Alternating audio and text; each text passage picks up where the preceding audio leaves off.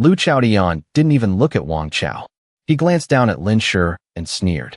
The human heart is unpredictable. I heard you still haven't investigated the background and identity of Liu Hao. This kind of person is inherently dangerous. Letting him in is fine, but let him and the origin beast stay outside the city gates.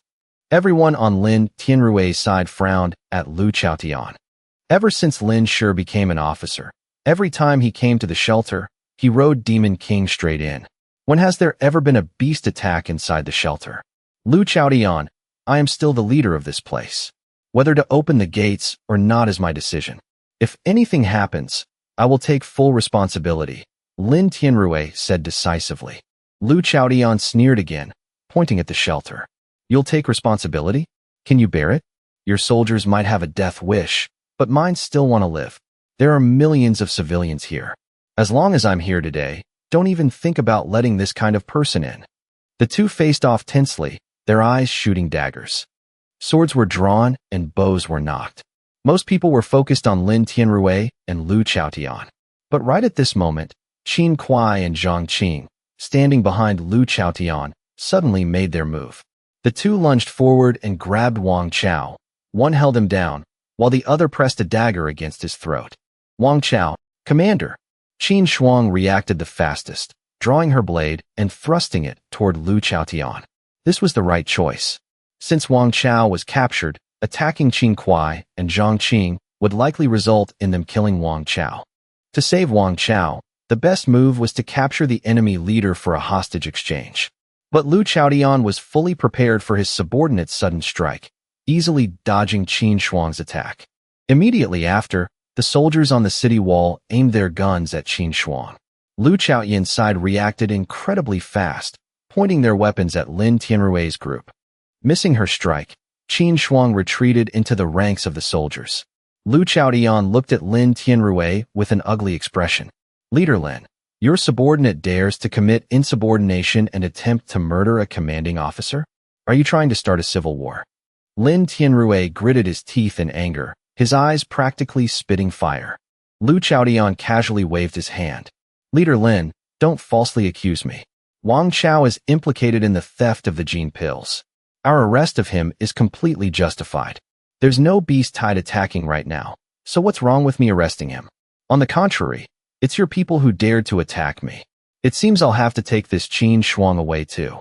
Lu Chaotian wanted to use this excuse to eliminate Lin Tianrui's two Tier 3 subordinates. He turned to Zhang Qing. Search him. Zhang Qing held the dagger against Wang Chao's neck with one hand while quickly searching him with the other.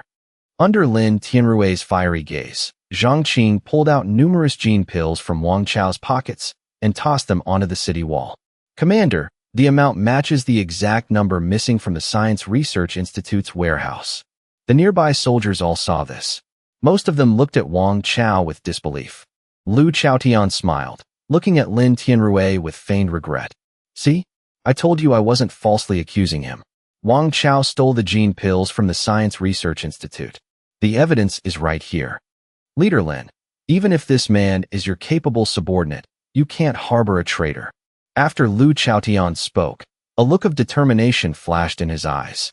If Lin Tianrui continued to interfere, he would use the charge of harboring a criminal to destroy Lin Tianrui's prestige in front of the soldiers.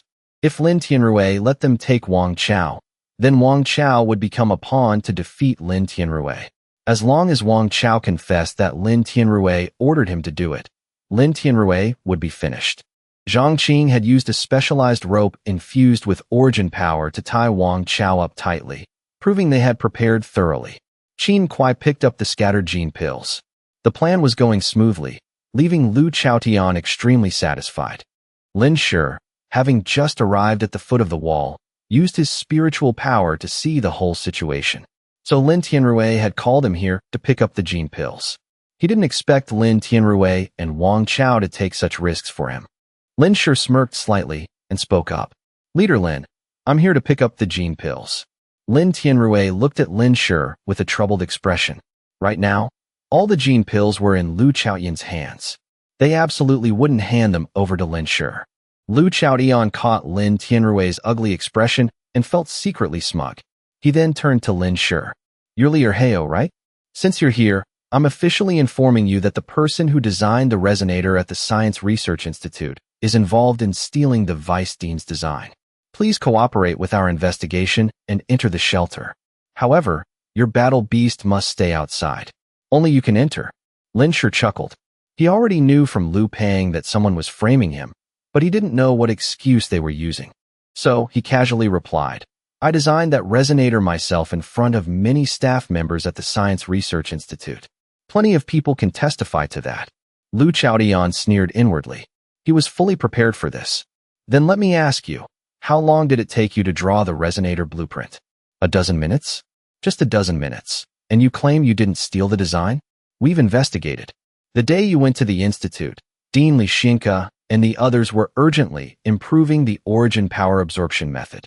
If you really designed it on the spot, how could an amateur like you draw the blueprint so fast? Lu Chaotian raised his voice so all the soldiers could hear. We found traces of spiritual power snooping on the spiritual power detector in Zhong Yuan's room. You stole the fruits of Zhong Yuan's labor and then announced it to the public, which is why you could draw it so fast.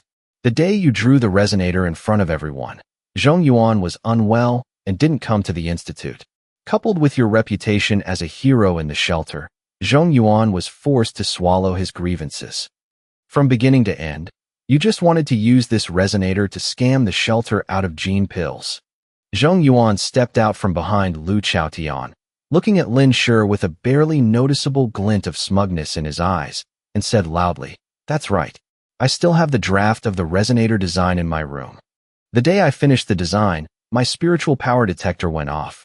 At the time, I didn't know who was using spiritual power to spy on me.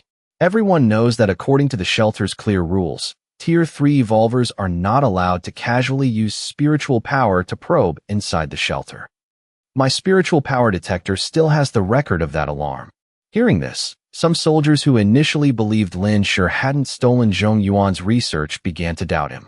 After entering the shelter, Lin Shi had only used his spiritual power to trigger the shelter's detector once. That was when he glanced at Chen Xingxing's room. So Chen Xingxing seized this opportunity to make his move. At this moment, standing behind the rows of soldiers, Chen Xingxing lowered his head and sneered. Actually, he had suspected it early on. That day, when he was enjoying his male concubine, Lin Shi was spying on him. Whether there was evidence or not, or whether the person releasing the spiritual power was Lin Shi or not, it didn't matter. What mattered was that he could use this point to set up a chain of schemes targeting Lin Tianrui, Wang Chao, and Lin Shi. He wanted to see how Lin Tianrui would react to this series of moves. Chen Xingxing muttered in his heart, Li Erheo, aren't you supposed to be so capable? Let's see how capable you are against the entire shelter. Lin Shi understood everything now. His voice turned cold. I could draw the resonator simply because I'm very proficient at those movements. Otherwise, how do you think I unlocked my genes so fast? This statement made the soldiers trust Lin Shi a bit more. That's right. Hero Li leveled up so fast. Didn't he create the origin power absorption method early on? Otherwise, how could he be so strong? Seeing his scheme to lose public support failing, Lu Chaotian angrily said, Since you're so confident in your words, come back with us and cooperate with the investigation. We won't let a bad guy go, but we won't wrong a good person either. As long as he obediently entered the shelter, everything after that would be up to them. Hearing this, Lin Shi understood perfectly. His voice carried a murderous intent. And what if I don't cooperate? Lu Chaotian didn't notice the killing intent in Lin Shi's voice at all. If you don't cooperate, then please return the 1,000 gene pills from before. Oh, Lin Shi chuckled, patting Demon King's head. Demon King, someone wants to rob us again. Demon King understood human speech and was already furious. Hearing Lin Shi's hint, it pushed off with all four legs, leaping up the 10-meter-high wall. Kill the two who talk the most first. Lin Shi narrowed his eyes and gave the order. Demon King charged straight at Lu Chaotian. Demon King was too fast. Everyone only felt a gust of wind blow past, unable to react in time. Qin Kuai, Zhang Qing, Wang Chao, Qin Shuang. All four were Tier 3, yet none of them could clearly see the trajectory of Lin Shi and Demon King. Even if they could, they wouldn't be able to do anything. They could only watch as Demon King crashed into the soldiers, grabbing the smug Zhong Yuan on the wall and slamming him down. Zhong Yuan was just a scientific researcher who had only unlocked his Tier 1 genes. Struck by Demon King, his internal organs and ribs were shattered. He spat blood midair and crashed to the ground as a pile of mangled flesh. Almost simultaneously, Demon King turned and bit off Lu Chaoyan's head. "Commander! Too fast. It's too fast." Qin Kuai rushed forward first. At this moment, he didn't care about Wang Chao anymore. Unfortunately, it was too late. Demon King spat out a round human head. It was Lu Chaoyan's head, the smug expression still frozen on his face. Lu Chaoyan probably never dreamed that right when he thought he was on the verge of success, he would die so suddenly. And by having his head bitten off, no less. From the moment Lin Shi sensed Lu Chaoyan's killing intent, to Lin Shi, he was already a dead man. Lin Shi absolutely wouldn't spare his life just because of his status. If Lu Chaoyan knew he would die such a gruesome death, he wouldn't have provoked Lin Shi. He might have even obediently offered double the gene pills. Unfortunately, there are no ifs in this world. Demon King opened its massive jaws and viciously crushed the skull right in front of Qin Kuai. Once done, Demon King quickly descended the city wall. The whole process took less than the blink of an eye. Everyone could only stare wide-eyed, witnessing this bloody scene unfold before them. Qin Kuai was overwhelmed with emotion. With a thud, he fell to his knees, utterly devastated. "Commander!" Zhang Qin couldn't believe the scene before him. Just yesterday, Lu Chaoyan was discussing today's plan with them. He even said they would quickly capture Lin Tianrui, and by then, they would be hailed as heroes, second only to one man. They had even imagined a bright future together in that plan. And now, he was dead, killed by Li Erheo, someone they hadn't even considered their main target. Lin Tianrui was also stunned. The nearly 2-meter-tall man, whose face was always stern and authoritative, showed a dumbfounded expression for the first time. He stared blankly at the head on the ground, doubting if his eyes were playing tricks on him. He looked again and again, finally confirming that Lu Chaoyan was truly dead. Before Lin Shi made his move, for a split second, Lin Tianrui felt like he was going to lose. Lose to Lu Chaoyan's despicable tactics. He thought Lin Shi would get angry and clash with Lu Chaoyan. But he never expected Lin Shi to kill Lu Chaoyan so quickly. That massive psychological whiplash was like being put on the world's most dangerous cable car. He was ready to close his eyes and wait for death, only to realize it was just a kiddie ride. There's a saying, in the face of absolute power, all schemes are useless. This was absolute power. Lin Tianrui tried to steady his heartbeat, looking down at Lin Shi. A sense of awe welled up in his heart, the reverence for the strong. He knew that if Lin Shi could kill Lu Chaoyan, he could easily kill him too. All their schemes and tricks were nothing in front of Lin Shi. The soldiers on the city wall didn't even react until Lin Shi returned to his original position. They had lost the ability to think.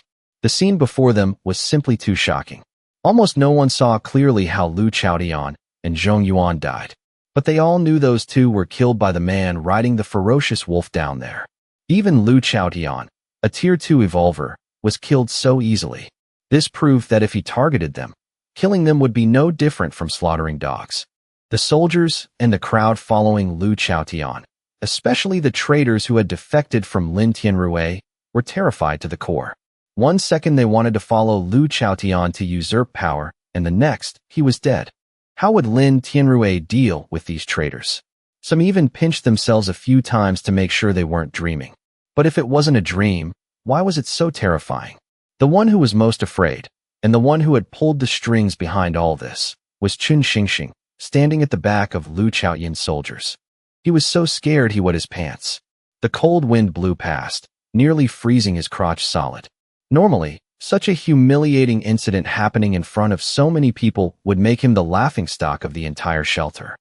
But right now, no one paid him any mind. Aside from a few glances still fixed on Lu Chaoyan, most people on the wall were staring intently at Lin Shi and Demon King below. A bizarre thought simultaneously popped into their minds. Too strong. Absolutely terrifying. Qin Shuang's eyes never left Lin Shi's figure below. Wang Chao, despite being tied up, stared intently at Lin Shi as well.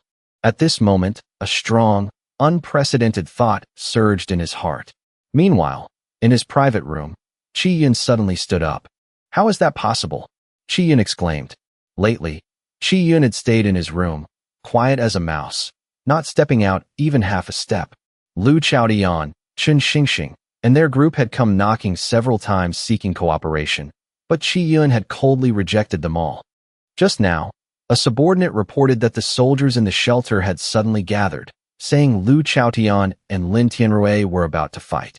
Chi Yun hurriedly used his spiritual power to observe the situation. He didn't expect to witness Lin Shi ordering Demon King to kill Lu Chaotian and Zhong Yuan. He wasn't terrified because Lin Shi killed Lu Chaotian without hesitation, but because of the speed Demon King had just displayed. Demon King's speed just now completely surpassed what they had previously calculated when it was at Tier 4. He almost couldn't even see it clearly. Tier 5. Chi Yun whispered, dumbfounded. "It's Tier 5. Chi Yun had seen his father fight, but his father probably hadn't used his full strength then. Yet, that beast was faster than his father. That was absolutely not the speed of a Tier 4. Chi Tam and Chi Shi had never seen Chi Yun lose his composure like this. They quickly asked, "What's wrong, young master?" It wasn't just Chi Yun. Chi Yi had seen it too. Chi Yi immediately recounted it to Chi Tam and Chi Shi. Both of them couldn't believe it. "What? How is that possible? Even you couldn't see it clearly, Chi Yi?" The three of them looked toward Chi Yun. Lately, Chi Yun had locked himself indoors all day. Most of his time was spent absorbing origin power and training his spiritual power. Half a month ago, he had broken through to Tier 4. His three subordinates originally thought his outstanding talent put him on par with Lin Shi. They never expected Lin Shi's battle beast to suddenly reach Tier 5. If the battle beast was Tier 5, what about Lin Shi himself? Chi Yun, living in a hidden family, had seen countless people whose entire lives stopped at Tier 3 or Tier 4. As for Tier 5, that was the pinnacle of his dreams. Now, Lin Shi's battle beast had reached Tier 5. How could Chi Yun not be terrified? He took several deep breaths before making up his mind. From now on, anyone who meets Li Erheo must show friendliness. We can only be friends, never enemies. And anyone connected to Li Erheo must be treated well. Understood? Yes. Lin Shi didn't know, nor did he care what they thought. He had already retreated dozens of meters from the base of the wall. For Demon King, this distance could be crossed in the blink of an eye. But the act of just killing someone of a higher rank than Lin Tianrui didn't cause a single ripple in his heart. There was only calmness. "Give me the gene pills. I don't want to repeat myself." Lin Shi's calm voice rang out, clear enough for everyone on the wall to hear. Everyone felt the undeniable confidence hidden in that voice. After witnessing Lin Shi's strength, they understood the weight of those words. Lin Tianrui looked at Lin Shi, and a thought flashed through his mind. Just because I don't rob, doesn't mean I can't. He didn't dare imagine what would happen if Lin Shi didn't negotiate and just took them by force. With his current strength, Lin Shi could absolutely do it. Right now, the gene pills were on Qin Kuai, but Qin Kuai was drowning in agony and utter shock over Lu Chaoyun's death. Seeing this, Zhang Qing ignored Wang Chao, rushed over to Qin Kuai, snatched the gene pills, and shouted at Lin Shi, "Catch!" He was about to throw the pills to Lin Shi. Faced with a life-or-death crisis, Zhang Qing decided to defect, but his arm was firmly grabbed by a hand. Qin Kuai, not knowing when, had appeared behind Zhang Qing. Seemingly awakened by Zhang Qing's actions, Qin Kuai's eyes were bloodshot. "Zhang Qing, what are you doing?" He glared at Zhang Qing, looking like he wanted to eat him alive. Zhang Qing had relied on a stroke of luck to break through to Tier 3 and was only taken in by Lu Chaotian afterward. The bond between the two wasn't deep, but Qin Kuai and Lu Chaotian were very close. He had always been Lu Chaotian's personal bodyguard. He couldn't accept that Zhang Qing was betraying them the moment Lu Chaotian died. "Let go. Do you want to die?" Zhang Qing shoved Qin Kuai away and threw the gene pills toward Lin Shi. "The dead are dead. The living have to keep living." He didn't think he was doing anything wrong. The pills traced an arc through the air and were caught perfectly by Lin Shi. For some reason, all the soldiers and evolvers on Lu Chaoyun's side breathed a sigh of relief. They all thought the same thing. Now that he has them, we should be fine, right? Lin Shi glanced at the number of pills. Over 3,300 pills. a few hundred more than the agreed amount. After taking the pills, Lin Shi didn't leave. He looked at Lin Tianrui and said, "Can I come in now?" Lin Tianrui turned to the soldier who had just been stopped by Lu Chaotian. "Tell them to open the gates." The soldier was a bit dazed, but once he reacted, he ran down the city wall. This time, no one stopped him. He ordered the guards to open the city gates. The massive gates swung wide open. Lin Shi rode Demon King slowly into the shelter. The soldiers who used to smile, chat, and nod at Lin Shi now stiffened up, their faces solemn, their eyes full of awe, saluting him perfectly. Lin Shi had successfully built the image of a ruthless, decisive powerhouse who shouldn't be messed with. This image was far from the hero Li the soldiers had imagined, but this difference didn't make them uneasy. On the contrary, it made them revere Lin Shi even more. Lin Shi didn't go deep into the city, stopping right at the shelter's entrance. Lin Tianrui had Lu Chaotian's body cleaned up, untied Wang Chao, and hurried down the wall. At the same time, the stubborn old men in the shelter also arrived one after another. They had all heard about the beast tide attack and that Lin Tianrui and Lu Chaotian were at the city gates, so they rushed over. "What's the situation? Beast tide. Wait, why is it you?" An elder from Chun Xingxing's faction ran over panting. Seeing Lin Shi, his eyes showed suspicion and hostility. Just then, he glanced past Lin Shi and looked outside, seeing the pack of origin beasts looming in the distance. "Oh my god! Origin beasts!" The 60-something-year-old man nearly collapsed, terrified as he pointed at the soldiers and screamed, "You fools! Who gave you permission to open the gates? Close them immediately!" The soldiers didn't flinch. As long as Lin Tianrui was managing the shelter, they only took orders from him and Wang Chao. These elders, though once big shots in the capital, were now just advisors with no real power. The leader treated them so well, yet they ungratefully sided with Lu Chaotian. Some soldiers sneaked glances at Lin Shi, then at the elders, their eyes full of mockery. As soon as Lin Tianrui stepped off the stairs, he was grabbed by an old man. "Lin Tianrui, there's a beast tied outside. Why did you let the soldiers open the gates? Have you lost your mind? Tell them to close it right now." Ever since Chun Xingxing and Lu Chaotian took power, these people no longer called Lin Tianrui leader. Lin Tianrui glanced at them. Without Lu Chaotian, there was no more threat. Instead, it gave him a reason to deal with this bunch. He said coldly, "No need." A panicked elder pointed at Lin Tianrui and said, "Do you want to drag us down to die with you? Where do you put the safety and future of the great Xia nation? The country fed you for so many years, and this is how you repay it. If you can't bear the responsibility, must you destroy the entire shelter? Lin Tianrui, you're too vicious." They had rebelled and understood Chun Xingxing's plan. They hadn't seen Demon King kill Lu Chaotian, but they had heard that Lu Chaotian led people to surround Wang Chao. These cowardly old men thought Lu Chaotian's plan had succeeded. They thought Lin Tianrui wanted to drag them down to die together, until they saw Wang Chao also coming down from the wall. "Wang Chao, you're okay." Wang Chao shrugged, his eyes cold. "What do you mean by that, old man? How could I not be okay?" "You..." Lin Tianrui cut them off just in time, speaking loudly. "Everyone, the origin beasts outside were all tamed by Brotherly. There's no need to worry. Worrying is useless anyway. If you die, you die. There's no escape." Lin Tianrui thought to himself. Everyone's attention shifted to Lin Shi. Hearing that Lin Shi had tamed the origin beasts, the elder who had just been scared to the ground was no longer afraid. His name was Su Fuzai.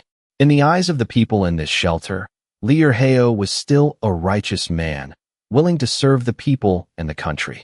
At least, that's what Su Fuzai thought. "So they're your origin beasts." Su Fuzai's eyes lit up. "So many origin beasts. That's a lot of contribution points." The other elders didn't have as big of an appetite as Su Fuzai.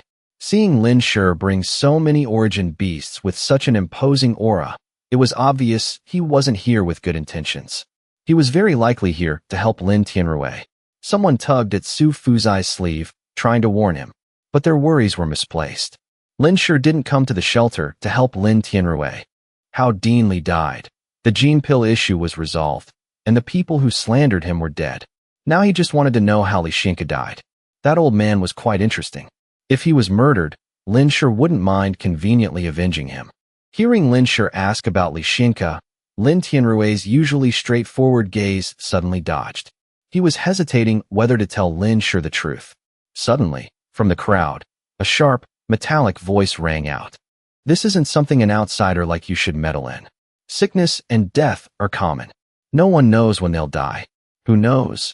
In a few days, the leader might even be replaced.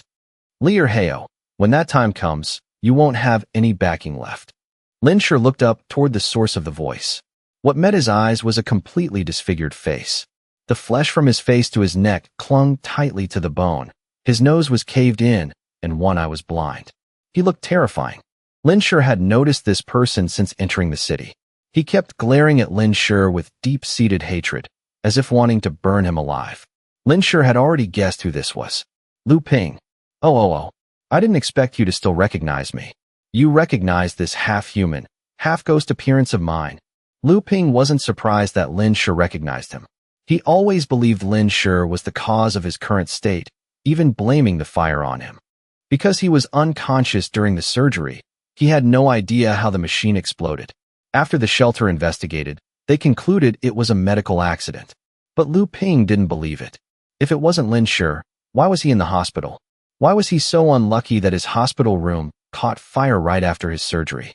Lu Ping dragged his feet out of the crowd. Seeing him, everyone else, whether from Lin Tianrui's faction or Lu Chaoyan's, stepped back a few paces to keep their distance. Qin Shuang looked at him, her eyes flashing. She had intended to burn Lu Ping to death, but she didn't expect him to be lucky enough to survive. At this time, Zhang Qing also came down from the city wall. Only Qin Kuai remained up there, holding Lu Chaoyan's body and sobbing uncontrollably. Most of the soldiers were also pulled down. Their thoughts were the same as Zhang Qing's. After experiencing the harsh apocalypse, they just wanted to survive. What did a little pride or dignity matter? Along the way, many people had fought to the death over a bite of food or a sip of dirty water. Now, they were just changing bosses. We're all from the Xia nation, so this doesn't count as betrayal, right? Many people comforted and convinced themselves this way. Lu Ping looked at Zhang Qing, then squinted at Lin Shi and asked, "Is my uncle still up there?" Zhang Qing looked at Lu Ping, glanced at Lin Shi, and gave a slight nod. He didn't say anything. After being rescued from the fire, Lu Ping was treated. Thanks to the self-healing abilities of a Tier 2 evolver, he survived. But Lu Ping's injuries were the result of deliberately targeting Lin Shi. Furthermore, Lin Shi had informed Lin Tianrui about a mole in the shelter. Lin Tianrui had interrogated Lu Ping very strictly, but Lu Ping stubbornly refused to say anything and was locked in the shelter's special holding cell. That was until Lu Chaotian arrived. What surprised Lin Tianrui was that Lu Chaotian and Lu Ping were actually relatives. Knowing Lu Ping was imprisoned, Lu Chaotian used the excuse of insufficient evidence to force Lin Tianrui to release him. Whether it was due to the torture or the massive shock after getting out, Lu Ping unexpectedly broke through to Tier 3 in just a few days, adding another Tier 3 evolver to Lu Chaoyan's ranks. This further solidified their confidence in taking down Lin Tianrui. Since he didn't say anything, it means you're not worthy of talking to me. Hearing what Lu Chaotian had said on the wall, Lu Ping felt even more emboldened, his voice tinged with madness. Lin Shi didn't dismount from Demon King, looking down at Lu Ping with disdain. Have some self-respect. Looking like this, why come out and scare people? What did you say? Ever since seeing the light of day again, Lu Ping hated it most when people called him ugly. In the shadows, he had secretly killed quite a few survivors who had criticized his appearance. Lu Ping knew Lin Shi was Tier for the last time he came. How much longer do you think you can act so smug? Your backing is about to collapse. When that happens, you'll be a stray dog. Don't think you can fight an entire army by yourself. Do you know who my uncle is? He's a lieutenant general, a rank higher than Lin Tianrui. My uncle has hundreds of Tier 2 evolvers. Although Lin Shi had briefly fought the Qi family elder at the cafeteria entrance after reaching Tier 4, the battle ended quickly. No one knew Lin Shi's true strength. Moreover, Lin Shi later acquired the Origin Power Broadaxe, massively boosting his combat power, and then broke through to Tier 5. It could be said that the current Lin Shi was completely different from when he was at the shelter. Not to mention, Lu Ping only evaluated Lin Shi as an ordinary tier 4. That was absolutely not a gap that numbers could make up for. Lin Shi thought Lu Ping's appearance was quite comical. Lu Ping flashed a sickly smile, which, combined with his current look, was like a horror movie without makeup. Daring to say these things right in front of Lin Tianrui proved that Lu Ping knew Lu Chaoyan's plan very well and believed they had a high chance of winning. And then, Lin Shi frowned. Lu Ping finally revealed his true killing intent. So you just wait. I will definitely kill you. Lu Ping mouthed the last 3 words without making a sound. But the moment he mouthed them, everyone felt an unnatural gust of wind blow past. Lin Shi, not knowing when, was already standing right where Lu Ping had been, gripping Lu Ping's throat. Lu Ping's eyes bulged as he stared at Lin Shi in absolute terror. He desperately tried to pry Lin Shi's hand off, but Lin Shi's grip was like iron, impossible to break. What are you doing? Let go. Li Erhao, are you trying to rebel? The people from Lu Chaotian and Chun Xingxing's factions, witnessing Lin Shi commit assault right in front of them, angrily shouted, their eyes fierce. Zhang Qing and Lu Chaoyan's soldiers were all present. They had enough strength and courage to curse at Lin Shi. Moreover, the rule here was no fighting in this area, especially in front of so many people. Many secretly rejoiced that this time, not even Lin Tianrui could save Li Erhao. Chun Xingxing had already escaped. When everyone was in chaos on the wall, he luckily slipped away. If he hadn't and witnessed this scene, he probably would have had a heart attack. Asterisk, please don't offend this ancestor. This guy is the king of hell. Asterisk.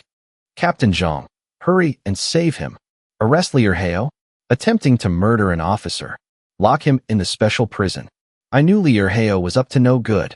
Su Fuzai was the one shouting the loudest, looking incredibly smug. He had long been annoyed with Lin Shi. Why did Lin Tianrui favor an outsider so much, while treating them like old livestock locked up waiting to die? Captain Zhang, make your move. But Zhang Qing just lowered his head, pretending not to see anything. In his mind, he was screaming, asterisk, he's this fast again? Asterisk. Zhang Qing saw Lu Ping's pleading eyes, but ignored them. Lu Chaotian was dead. Losing a nephew didn't matter. This way, no one would seek revenge for his decision to submit to Lin Tianrui. As for Chun Xingxing and his cronies, in Zhang Qing's eyes, they were already dead men. A bunch of old men who spent their lives scheming, thinking they could rule the roost, completely ignorant that the times had changed. This was now the era of the strong. Lin Tianrui giving them a little something to live out their old age was already an act of mercy. Zhang Qing had figured this out clearly. Those blindly involved couldn't see it, and Chun Xingxing and his gang still didn't understand. Zhang Qing had heard Lu Chaotian say more than once that once he became leader, he would kill all these old men to prevent them from getting in the way. The soldiers around Zhang Qing also pretended not to see anything. All of them lowered their heads, copying Zhang Qing. Lin Tianrui and his people were even less likely to intervene. Lin Tianrui glanced over, signaling Wang Chao. Wang Chao and Lin Tianrui had worked together for years and immediately understood Lin Tianrui was asking if he saw Lin Shi make his move. Wang Chao shook his head, his expression grave. Seeing that Zhang Qing and his men took no action, some of the elders started to feel that something was wrong. Just then, Qin Kuai's heavy footsteps echoed from above the crowd. Lu Ping, held up by Lin Shi, looked into the distance and saw the headless corpse cradled in Qin Kuai's arms. With just one glance, Lu Ping recognized the uniform. Only his uncle, Lu Chaotian, wore that. But wait, they had just met this morning. Was that his uncle? Impossible. The shock was so great that Lu Ping forgot to struggle. Oh, Lin Shi looked at Lu Ping's despairing face with amusement. Back in High City, this guy had tried to frame him. Although he didn't succeed, Lin Shi was the type to hold a grudge. See, relying on anyone is useless. As for me, I am my own backing. In your next life, don't offend me again. Lu Ping, you damn cop. Lin Shi used his spiritual power to project the last 4 words directly into Lu Ping's ears. Hearing that familiar voice and that specific title, right before he died, an image flashed in his mind of the guy who almost got arrested by him, then used internet public opinion to escape, and even cost him his job. Lin Shi. Lu Ping's eyes turned bloodshot, filled with absolute terror. No, He couldn't die. He had to report this to the Qi family. Lu Ping's face grew redder, and the burn scars on his face looked even more hideous. Seeing Lu Ping's distorted expression, Lin Shi knew he had remembered who he was. With a cold snort, he tightened his grip. Snap! Lu Ping's neck tilted, dying with his eyes wide open. His limp body collapsed. Lin Shi casually tossed Lu Ping's corpse to the ground like trash. Looking at Lu Ping's unwilling eyes, Lin Shi raised his foot and stomped down hard, wanting to crush that ugly head. He's already dead, and you still want to mutilate his corpse? Do you have any humanity left? A wave of killing intent surged toward Lin Shi from the side. Qin Kuai charged forward desperately, drawing his weapon. Kill him for me. Avenge the commander. He's only one man. Sensing Qin Kuai's approaching killing intent, Lin Shi didn't hesitate to kick Lu Ping's corpse right at him. The corpse flew like a bullet straight at Qin Kuai. Qin Kuai hurriedly caught it, but the massive force from Lu Ping's body knocked him backward. He crashed into the soldiers who were preparing to charge. As a group of people tumbled over, several even broke a few bones. They couldn't get up. How could they withstand the force of a Tier 5 cultivator? Lin Shi flashed to Qin Kuai's side, picked up his blade, and pointed it at Qin Kuai's throat. It all happened so fast, completely beyond the reaction time of those old men. Especially after witnessing that Lu Chaotian was dead and Lu Ping had also been killed by Lin Shi. As Qin Kuai was about to be killed, a sense of absurdity and danger washed over them. Weren't they about to win? How did it turn out like this? Wasn't it because they ignored the things Liu Heo did? Lin Shi didn't care what others thought. He tilted his head and looked toward Lin Tianrui. Leader Lin, you don't mind if I kill a few more people, do you? Su Fuzai looked at Lin Tianrui, thought to himself this is bad, and quietly backed out of the crowd. Lin Tianrui said calmly, be my guest. Hearing Lin Tianrui's words, the usually arrogant higher-ups were stunned. Retreating to a less crowded area, Su Fuzai, despite being over 60, ran like the wind. He had to report this to Qin Xingxing. Lu Chaotian was dead. They were finished. As soon as Lin Tianrui said, be my guest, Lin Shi swung the blade. Fast as lightning, it sliced across Qin Kuai's throat and was pulled back. Most people didn't even have time to see Lin Shi's movement. Only Wang Chao, Zhang Qing, and a few others caught a glimpse of Lin Shi's strike. Zhang Qing's heart pounded wildly. Watching this terrifying scene, he became even more certain of his choice. In the blink of an eye, everyone finally saw a small line of blood appear on Qin Kuai's neck. Qin Kuai's eyes widened, then a look of peace washed over his face. He finally didn't have to be torn between loyalty and conscience anymore. Qin Kuai's head fell off, rolling to a soldier's feet. His headless body slumped into the snow. His head? How did it fall off like that? He's dead. Captain Qin is dead. Amidst the screams of terror, only Lin Tianrui looked at Qin Kuai and muttered, a loyal man. What a pity. Qin Kuai was loyal and valued brotherhood, but his mistake was following the wrong person. From the moment Lu Chaotian and Lin Tianrui clashed, Qin Kuai's fate was sealed. A few fence-sitting Tier 3 evolvers who originally followed Zhang Qing frantically begged Lin Tianrui for mercy. They thought Lin Tianrui wouldn't make things difficult for them, but seeing that even Qin Kuai was dead, everyone was terrified and anxious, bowing their heads to calculate their next move. A Tier 3 evolver just died like that? Is this Liu Heo even human? If I knew he was this strong, I wouldn't have followed Lu Chaotian. Brothers, tell me, next time we see Boss Li, should we kneel or lie flat on our stomachs? At this moment, many high-ranking elders in the shelter didn't dare to speak, afraid Lin Shi would notice them and chop their heads off like cutting vegetables. They thought Lin Tianrui would stop Lin Shi, but they didn't expect him to allow Lin Shi to act so brazenly. After all, the shelter had rules against killing inside. Had Lin Tianrui decided to stop following the rules? That's right, Lin Tianrui didn't want to follow the rules anymore. It had been 2 years into the apocalypse. What was the point of following those damn rules? Wasn't it because he wanted to maintain fairness that he was pushed to this point? Lin Shi's appearance made Lin Tianrui realize something that, in his previous life, took him 10 years into the apocalypse to understand. The weak follow the rules. The strong make the rules. All those high-ranking elders in the shelter, those who previously opposed Lin Tianrui, As if possessing some sixth sense, all approached him. Tianrui, actually, I've always supported you as the leader. Ah, when you were little, I even held you. You haven't forgotten, have you? Tianrui, Uncle knows he was wrong. Leader, I'm getting old. Considering my years of loyalty to the Xia nation, can you let this go? Looking at these old men who were aggressively threatening and constantly blaming him just yesterday, now flattering and begging for mercy, Lin Tianrui understood the profound meaning of the word satisfaction for the first time. In his heart, there was more mockery than joy.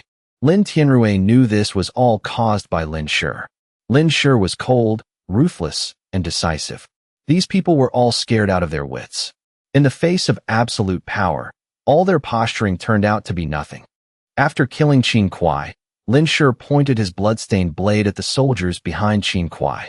Do you want revenge too? His gaze swept over these soldiers. Those who followed Qin Kuai were all filled with anger and hatred. Don't say I didn't give you a chance. I won't use weapons, and I won't use my battle beasts. If you want revenge, come at me. Use whatever means necessary. Either kill me, or be killed by me. Lin Shi casually tossed Qin Kuai's blade to the ground and clenched his fists. To deal with these Tier 1 and Tier 2 evolvers, his fists were enough. Kill him. Avenge Commander Liu. Avenge Captain Qin. Anyone who isn't afraid of death, charge with me. In the next life, we'll be heroes again. Over a dozen soldiers armed with weapons rushed forward. Lin Shi's eyes remained calm. Whoever came close, he killed with a single punch. 10 minutes later, dozens of mangled corpses lay on the ground. All of them were killed on the spot by Lin Shi's punches. Fresh blood and red and white fragments splattered everywhere. The scene was incredibly gruesome. Lin Tianrui and the others were standing hundreds of meters away. They couldn't even see clearly when Lin Shi threw his punches. They only saw heads exploding, one person charging in, another flying out. For evolvers Tier 2 and below, it was like witnessing the bloody horrors of the apocalypse firsthand. The crowd of onlookers grew larger and larger. At first, it was just Lin Tianrui and his people, then a few stray survivors joined. But anyone who witnessed that brutal scene found it hard to stomach. A few people would be one thing, but dozens, even hundreds of people dying so gruesomely, their bodies scattered everywhere. If their heads didn't explode, their bodies were smashed to pieces. Corpses littered the ground, barely retaining human shape. This scene was like a nightmare. Even Lin Tianrui and Wang Chao couldn't help but twitch their mouths. Many others who saw the aftermath had to run off and vomit. Brother Liu Hao. Lin Tianrui raised his hand, looking at Lin Shi, wanting to speak, but stopping himself. At this moment, Lin Shi was like a frenzied killing machine. His entire right fist was dripping with blood, other people's blood. No one could see his expression. And precisely because of that, it was even more terrifying. The fear born of imagination is far worse than reality. Among the elders who initially rebelled with Lin Tianrui, several were so scared they collapsed onto the ground. They would rather go home and enjoy their old age than face this god of death, Lin Shi. Some even fainted on the spot. Only Lin Shi knew his true state. He hadn't fallen into a frenzied killing state at all. There was only a chilling, absolute coldness and extreme rationality. With every person he killed, his heart grew a bit calmer. At this moment, hearing Lin Tianrui call out, Lin Shi turned to look at him. Instantly, he saw that everyone was terrified. In every pair of eyes, there was nothing but fear. These people are afraid of me. A strange thought popped into Lin Shi's mind. The feeling from when he broke through to Tier 5 returned. Am I still human? Lin Shi was startled. He realized that the higher his gene lock level went, the less normal human emotion he retained. At first, he thought it was just because he distanced himself from people. But looking at it now, maybe that wasn't entirely the case. This state of extreme rationality, this state of filtering out emotions and useless information, wasn't this always the state after unlocking a gene? Perfectly calculating the enemy's position, the enemy's timing to strike, the parameters of the surrounding environment, using the most effortless method to kill the target. The brain acting like a machine, rapidly calculating all information. Could it be that the price of advancing is losing one's emotions?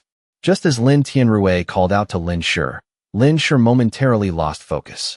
Asterisk bang, bang, bang, bang. Asterisk gunshots rang out. Lin Tianrui sighed. Originally, Lin Tianrui wanted to tell Lin Shi to let things end here. He would quietly handle or imprison the remaining rebels so they wouldn't bother Lin Shi anymore. But it seemed those guys really had a death wish. Not far from Lin Shi, among the 10 or so evolvers who had been constantly sniping and harassing him from the start, someone fired. At this moment, Lin Shi's mind was incredibly sharp. Hearing the slight pull of the trigger, he quickly dodged the bullet's trajectory. In the blink of an eye, he appeared behind a gunman and threw a punch. The gunman's head exploded midair, and his body slowly fell. By the time the body hit the ground, Lin Shi had already cleanly dispatched the remaining 10 gunmen. With this, all the attackers targeting Lin Shi were dead. He didn't kill the wrong person, nor did he spare anyone. This was the message Lin Shi wanted to send to everyone in the shelter. The effect was truly excellent. Everyone here looked at Lin Shi with eyes filled not just with awe, but with absolute, utter terror. From now on, no one would ever think Lin Shi was someone who would sacrifice himself for the shelter. He was a god of slaughter. He could bring benefits to the shelter, but he could also annihilate all of them. Some people only saw the gore and violence, but others, the smarter ones, realized much more. In the past, humanity needed various weapons to kill hundreds of people in a few minutes. But now, the truth before their eyes showed that a human could single-handedly kill hundreds of fully armed soldiers in minutes. Moreover, that was just one evolver. If it were ordinary soldiers, wouldn't one person be able to defeat hundreds, even thousands? High-tier evolvers were truly that terrifying. Some people who originally supported restoring scientific and technological civilization now fell silent. Their eyes showed deep contemplation. Perhaps, in this environment, humanity didn't need to restore scientific and technological civilization anymore. A completely new era for humanity was about to begin. Lin Shi didn't know that his display of dominance today would cause the surviving high-ranking officials in the shelter to unite and study how to unlock even greater human potential. Very soon, a trend of competing in origin power abilities would rise in the shelter. This would help the Sa City shelter survive much better in the chaotic apocalypse. Lin Shi casually wiped the blood off his hands, then appeared in front of Lin Tianrui in a flash. Li Wei, standing next to Lin Tianrui, thought Lin Shi was going to attack him and hurriedly stepped forward to block. He looked at Lin Shi with anxious eyes, but Lin Tianrui slapped the back of his head and pushed him aside. If brotherly wanted to hurt me, do you think your scrawny body could take it? You brat, look at Captain Wang Chao. He's much sharper than you. Step aside. Lin Tianrui scolded Li Wei, but his eyes showed satisfaction. Sorry, Leader Lin, for dirtying your place. Lin Shi stood in front of Lin Tianrui and said slowly. Lin Tianrui laughed heartily. Lin Shi had killed Lu Chaoyin's entire faction, taking a huge burden off his shoulders. He quickly waved his hand. Brotherly, don't be so polite. I'll just have someone clean it up later. I'll treat you to a good meal.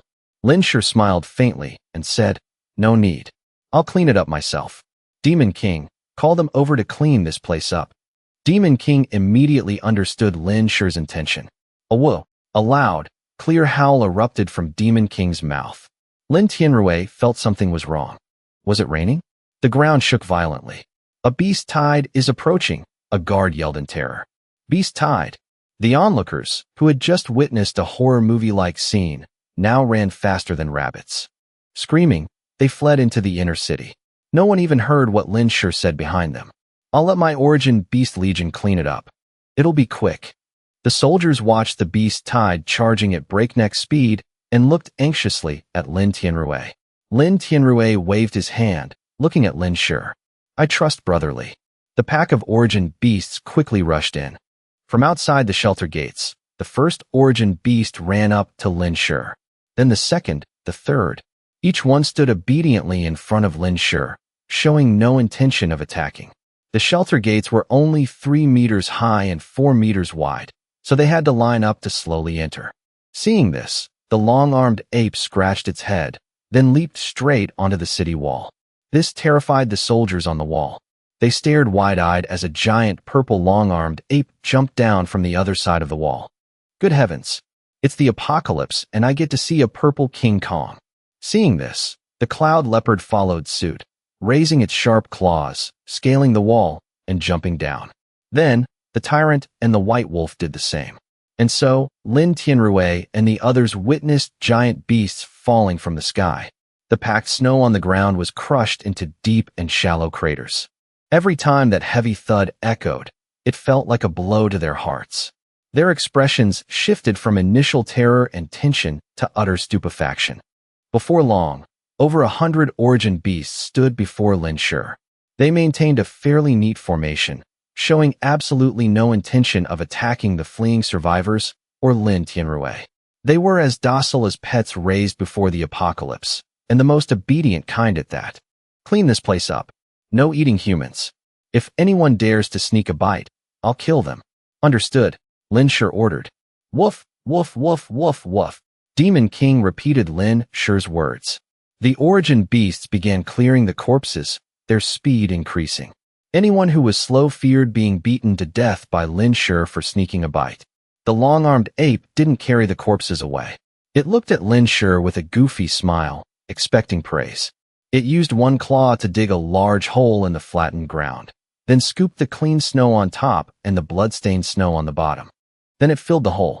It even jumped on the uneven snow to flatten it out like the surrounding area. The crowd watching this series of actions was dumbfounded. We just watched a bloody massacre, and now we're watching a beast arrive. Should we run or not? Now it's acting like a gardener cleaning up the dirt. Hold on, the long-armed ape is very familiar with the work. In just a moment, the snowy ground returned to its original white color. However, it definitely wasn't as flat as before. After finishing the job, the long-armed ape slowly ran up to Lin Shi. It wore a look of anticipation, waiting for praise. Lin Shi waved his hand and tossed it something.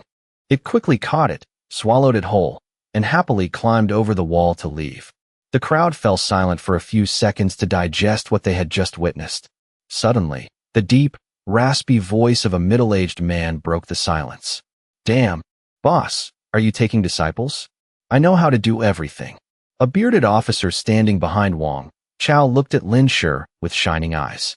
His expression was so sincere that it seemed if Lin Shi just nodded, he would immediately bow as an apprentice on the spot. Ever since the military started taming origin beasts, Tier 2 officers and evolvers Tier 2 and above had the right to adopt one. Those who had adopted an origin beast strutted around every day, riding their beasts through the city, showing off in front of their comrades who hadn't gotten one yet. They proudly called themselves beast-taming soldiers, making those who hadn't gotten their turn or didn't meet the requirements weep with envy. But compared to the scale of Lin Shi's origin beasts, theirs were just kids.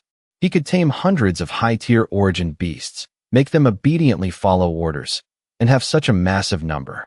In the eyes of these officers and evolvers, Lin Shi was a true beast king. Lin Shi glanced at the bearded officer, then turned away and said coldly, refused. Too ugly. The bearded officer thought to himself, boss, even if you want to reject me, couldn't you find a nicer excuse?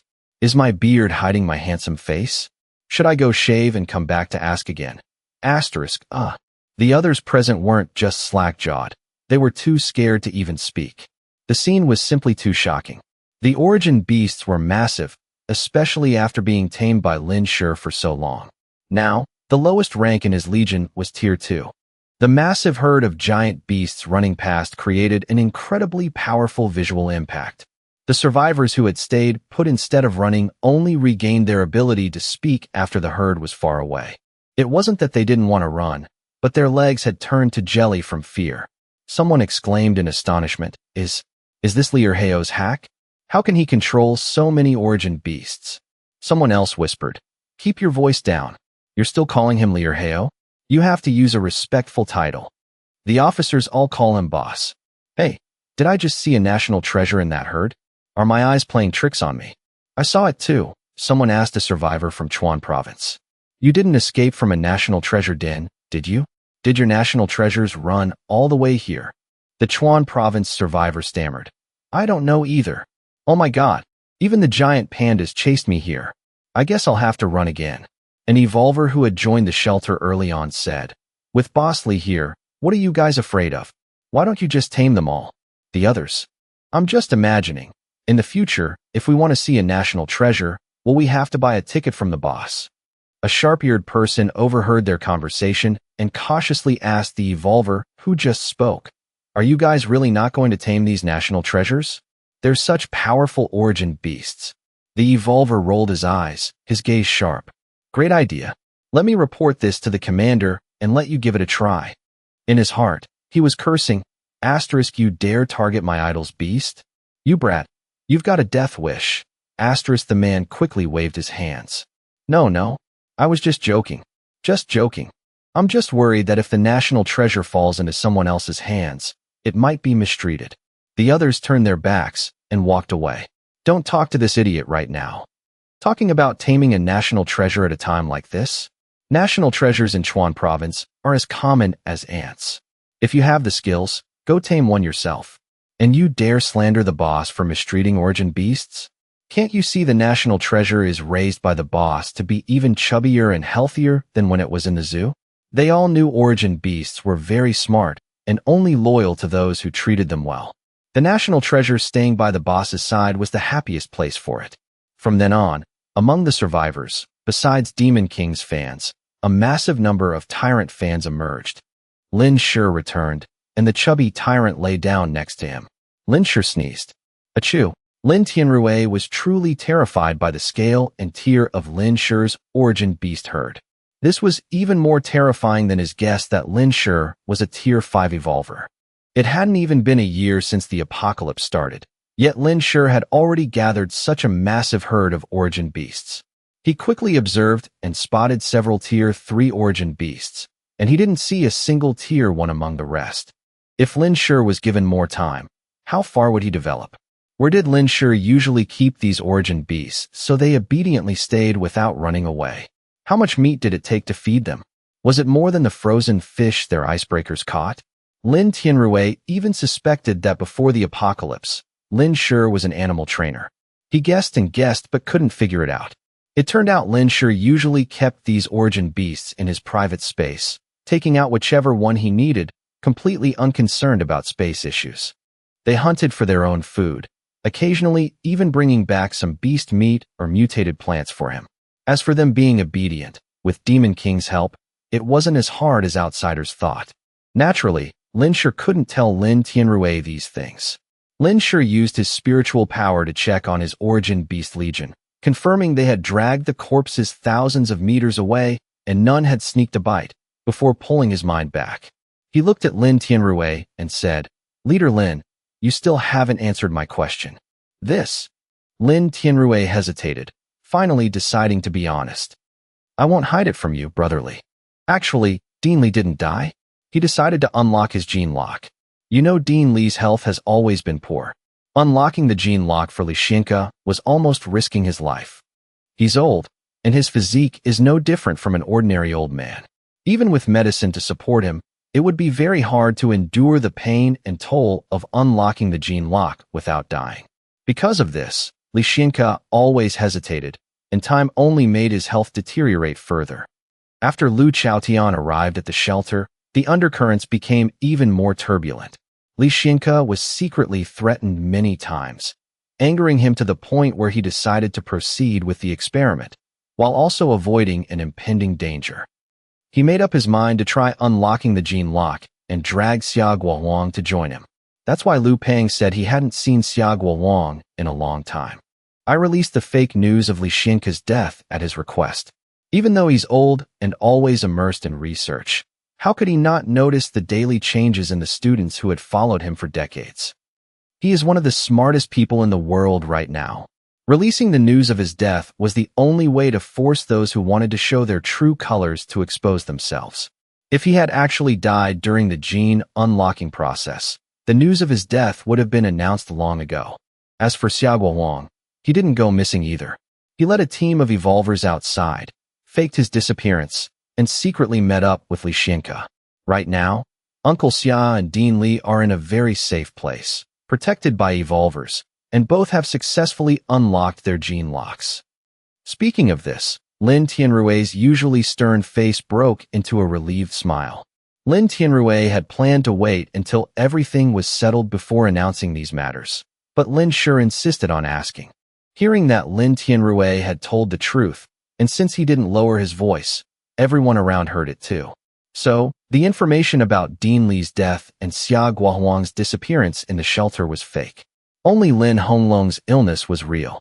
To resolve this internal rebellion in the shelter so quickly and with such minimal losses, it was truly something Lin Tianrui hadn't expected. Now, only a few stragglers remained. Lin Tianrui didn't mention that he had secretly cultivated a special task force of evolvers to handle the worst-case scenario. That was his final trump card. If Lin Shi hadn't appeared today, he would have had to use this trump card to suppress Lu Chaotian and his gang. As a result, even if he won, the shelter would suffer heavy losses, which would affect its development for a long time. Hearing Lin Tianrui recount the situation, the elders from Chun Xingxing's faction were the most agitated. But it wasn't out of joy. Their hearts turned to ash. It turned out they were the ones being played. Instantly, several of them collapsed. Lin Tianrui ordered the arrest of all these rebels, regardless of whether they were injured or not. This time, Lin Tianrui would show no mercy to these disrespectful old fools. Thank goodness for you, brotherly. As for Zhong Yuan framing you, I'll wait for the dean to return this afternoon and personally clarify everything in front of everyone. With Li Xinke's prestige, let's see who still dares to doubt the truth. Lin Shi nodded, saying nothing. He didn't care about this matter. Since Lin Tianrui sought him out, he definitely wouldn't let him suffer a loss. At this moment, Lin Tianrui suddenly asked, "Brotherly, Li Erheo isn't your real name, is it?" Lin Shi's eyes flashed, thinking Lin Tianrui had discovered something, and asked softly, "Why? Does Leader Lin find my name special?" Lin Tianrui laughed heartily and patted Lin Shi hard on the shoulder. Lin Shi dodged, but Lin Tianrui wasn't angry.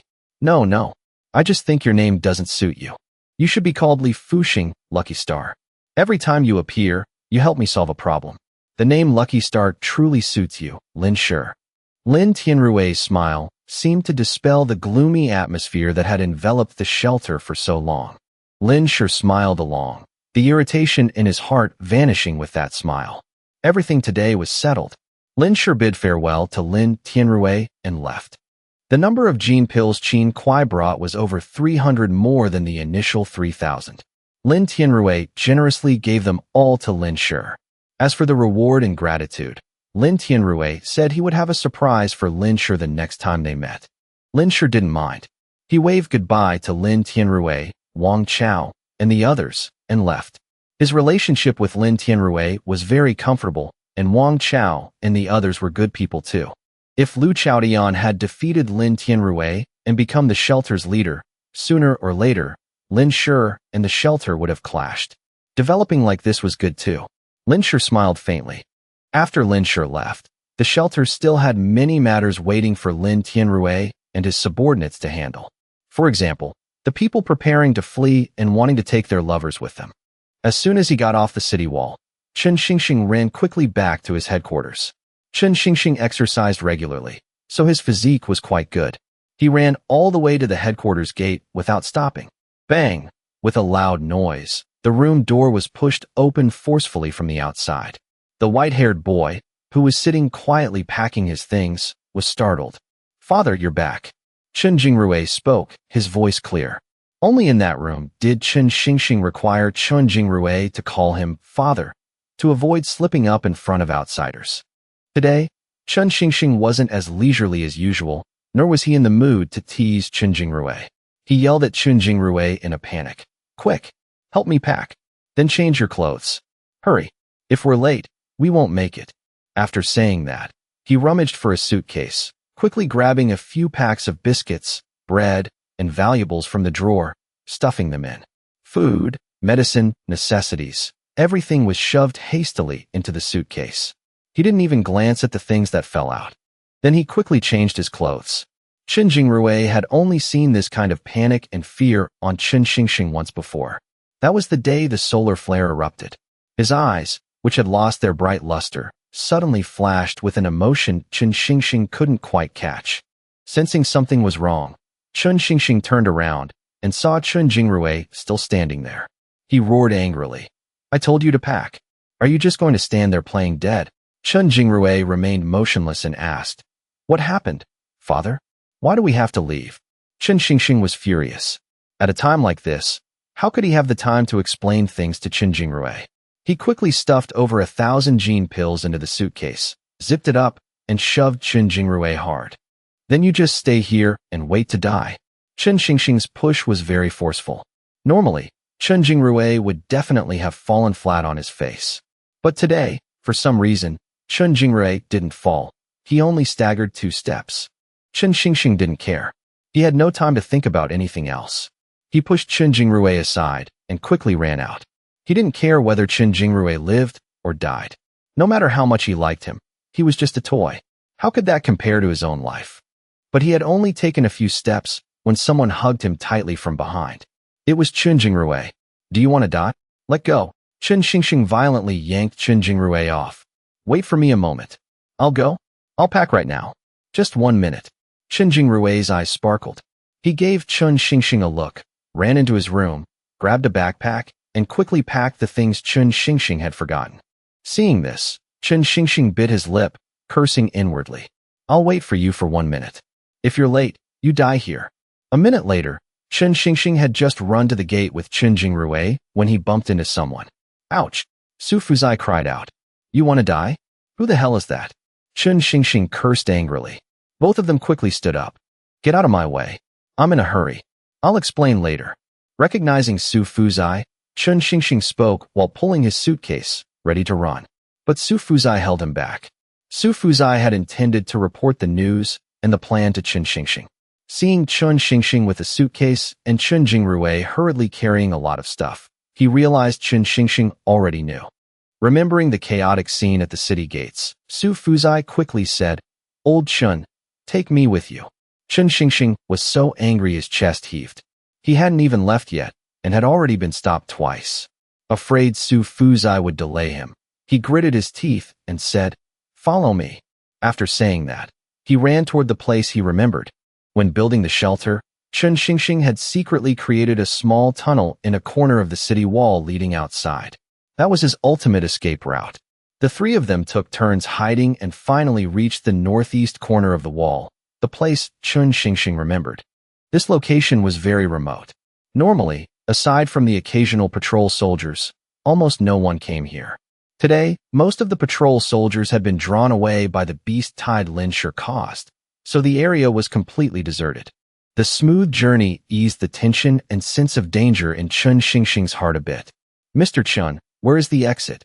Su Fuzai panted heavily. He was already a bit chubby with a big belly, and his limbs weren't as agile as Chen Xingxing's. Running all the way here nearly killed him. Right now, he was pinning all his hopes on Chen Xingxing. Chen Xingxing paced around, looked for a moment, then stopped and pointed at his feet. Right here? Dig here. Immediately after, he pulled out an entrenching tool and started digging. Chen Jingrui also pulled out a dagger and joined in the digging. As for Su Fuzai, he hadn't brought anything and stood there awkwardly, not knowing what to do. Every day, the soldiers in the shelter cleared the snow, so the snow layer wasn't very thick. After clearing it, the 2 began digging into the dirt. Previously, when Chen Xingxing had people dig the tunnel here to avoid detection, he deliberately had them place the entrance over a meter underground. You don't know until you dig, but after a few minutes, Chen Xingxing realized the soil here had become much harder than he remembered. He dug until he was sweating, but only managed to chip away a few small chunks of dirt. Chen Jingrui, who usually looked frail, was digging much faster than him. Time was of the essence, and there was no time to overthink. Chen Xingxing told Su Fuzai to take over his digging. The 3 of them spent nearly 20 minutes before finally uncovering the tunnel entrance. By this time, Lin Tianrui had already ordered the soldiers to search for and arrest Chen Xingxing and his remaining accomplices in the shelter. The number of people involved in Lu Chaoyan's incident this time was quite large, including soldiers, evolvers, and even high-ranking leaders of the shelter. Even the Research Institute found 3 traitors. Lin Tianrui acted decisively, ordering the arrest of everyone directly involved and throwing them into the shelter's secret prison for quiet execution. The families of the executed would have all their assets confiscated and be expelled from the shelter. These people were used to living comfortably. Leaving the shelter meant a 90% chance they wouldn't survive. That was just another form of execution. Soldiers or evolvers who surrendered or had lesser involvement were drafted into the shelter's suicide squad. As the name suggested, whenever there was danger, they had to be the first to charge, unless they made a major contribution. Only then could they return to being regular soldiers. Since everything happened inside the shelter, there was almost nowhere to hide. The people involved in this incident were quickly rounded up, except for Chun Xingxing and Su Fuzai. Not long after, a soldier reported, "Leader, Chun Xingxing, his son, and Su Fuzai are not at home. We found a dug-open passage at the northeast corner of the wall. We suspect the three of them escaped through a pre-prepared tunnel. Currently, Commander Wang Chao has led men to track them." Not long after, Wang Chao returned and reported to Lin Tianrui. "Leader, they've been found." Lin Tianrui didn't look surprised. He nodded and asked, "Have they been brought back?" Wang Chao's expression was a bit strange. "Not brought back. I tracked them west from the tunnel exit for about 3 kilometers and found the bodies of Su Fuzai and Chun Xingxing. Both are dead." Hearing this, Lin Tianrui was a bit surprised. "Oh, how did they die?" "The traces at the scene suggest they slaughtered each other fighting over supplies. But based on my observation, many traces were artificially created. It's highly likely someone killed them and staged the scene to look like a mutual slaughter. I suspect that Chun Xingxing's son killed them, but I couldn't find him." Wang Chao lowered his head, feeling a bit ashamed. A Tier 3 evolver leading a whole squad, yet unable to find a teenage boy. This made him feel terrible. "You mean, Chun Xingxing's son killed his father and Su Fuzai, then staged the scene as a mutual slaughter and escaped?" Hearing this, Lin Tianrui was completely taken aback. On the other side, Lin Shi led the beast herd back to the safe house. When parting with Lin Tianrui, Lin Shi reminded him that after Dean Li returned, they should ramp up gene pill production. Next time, Lin Shi would use different materials to trade. This was to add more workload for the old man who loved to threaten people. As for the corpses Lin Shi dragged away, after absorbing their origin power, he found a secluded place to bury them. Although these corpses could be used to lure origin beasts, he chose not to do so. After returning to the safe house, the first thing Lin Shi did was continue supplying gene pills to the special mutated plant in the basement. One of its fruits could increase spiritual power by 200 points. This mutated plant was truly too overpowered and needed to be cared for. Meticulously, Lin Shi took out over 10 gene pills. Thinking of the long, drawn-out process before, he took out a few more from his space, placing a total of 30 gene pills on the soil. The previous fruit, even though it was half-ripe, still took a month and nearly 500 gene pills to force it to ripen early. This time, it had only sprouted a flower bud. Who knew how long it would take? Therefore, Lin Shi decided to be more aggressive, doubling the amount of gene pills. Before leaving after scattering the pills, Lin Shi still wondered if the mutated plant could absorb all these gene pills. The facts proved Lin Shi's worries were unnecessary. The next day, when Lin Shi went down to check, he found that the 30 gene pills had been completely absorbed. 30 gene pills contained 90 points of origin power, yet they were absorbed so quickly. This left him utterly amazed. The flower bud on the mutated plant had bloomed a bit more, turning into a small flower. Lin Shi inspected the mutated plant and found no abnormalities or side effects.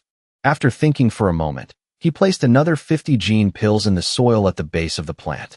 If outsiders knew Lin Shi was using 50 gene pills as fertilizer for a mutated plant, they would definitely curse him for being wasteful. 50 gene pills were equivalent to 50,000 contribution points. An ordinary survivor working their whole life for the shelter wouldn't earn that much. Even evolvers, every time they teamed up to kill an origin beast, would only get 1 to 3,000 contribution points. Not to mention they had to be lucky to survive. Actually, Lin Shi himself felt a bit of heartache. He currently only had over 3,000 gene pills. If he used 50 pills each time, they would be gone in less than a month. Moreover, he still wasn't entirely sure if the second fruit would have the same effect as the first, increasing spiritual power by 200 points at once.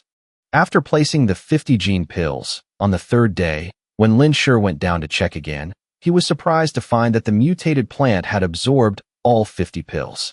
Seeing that the flower bud on the mutated plant had clearly grown a bit larger, Lin Shi frowned slightly. It wasn't that he was dissatisfied with the bud growing. But Lin Shi realized the mutated plant was about to sprout and grow new leaves. It was developing.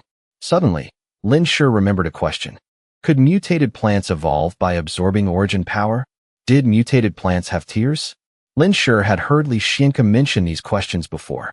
At the time, Li Xianke said that the origin power in mutated plants couldn't be accurately measured using conventional methods.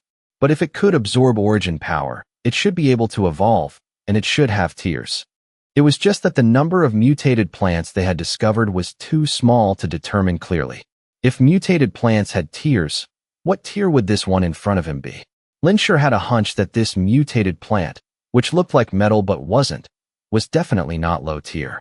Over the next 3 days, after scattering the pills, Lin Shi stayed in the basement to observe the changes in the mutated plant. After 3 days, the bud had fully bloomed into a beautiful golden-green flower. After testing, Lin Shi found that this mutated plant could absorb a maximum of 200 points of origin power per day. If it exceeded this amount, the excess would be retained and absorbed the next day. Furthermore, to make the fruit grow and ripen, placing more gene pills wasn't necessarily better.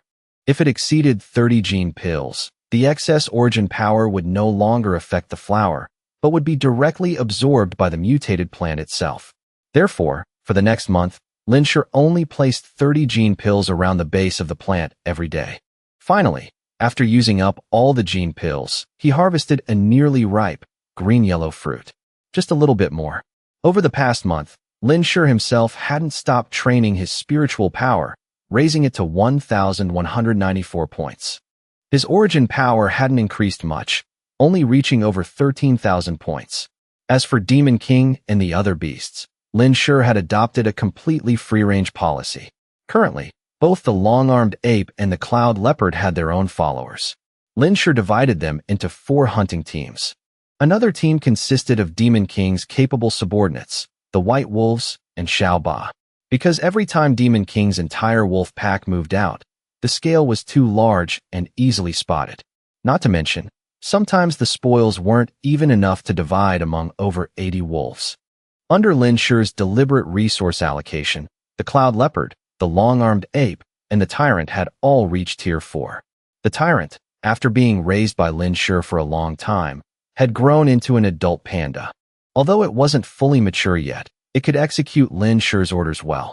It was just a bit mischievous sometimes. As for Ji, due to insufficient resources, based on the principle of first come, first served, it temporarily had to wait in line. In Demon King's wolf pack, a second and third wolf had also reached Tier 3. Overall, everything was developing in a positive direction.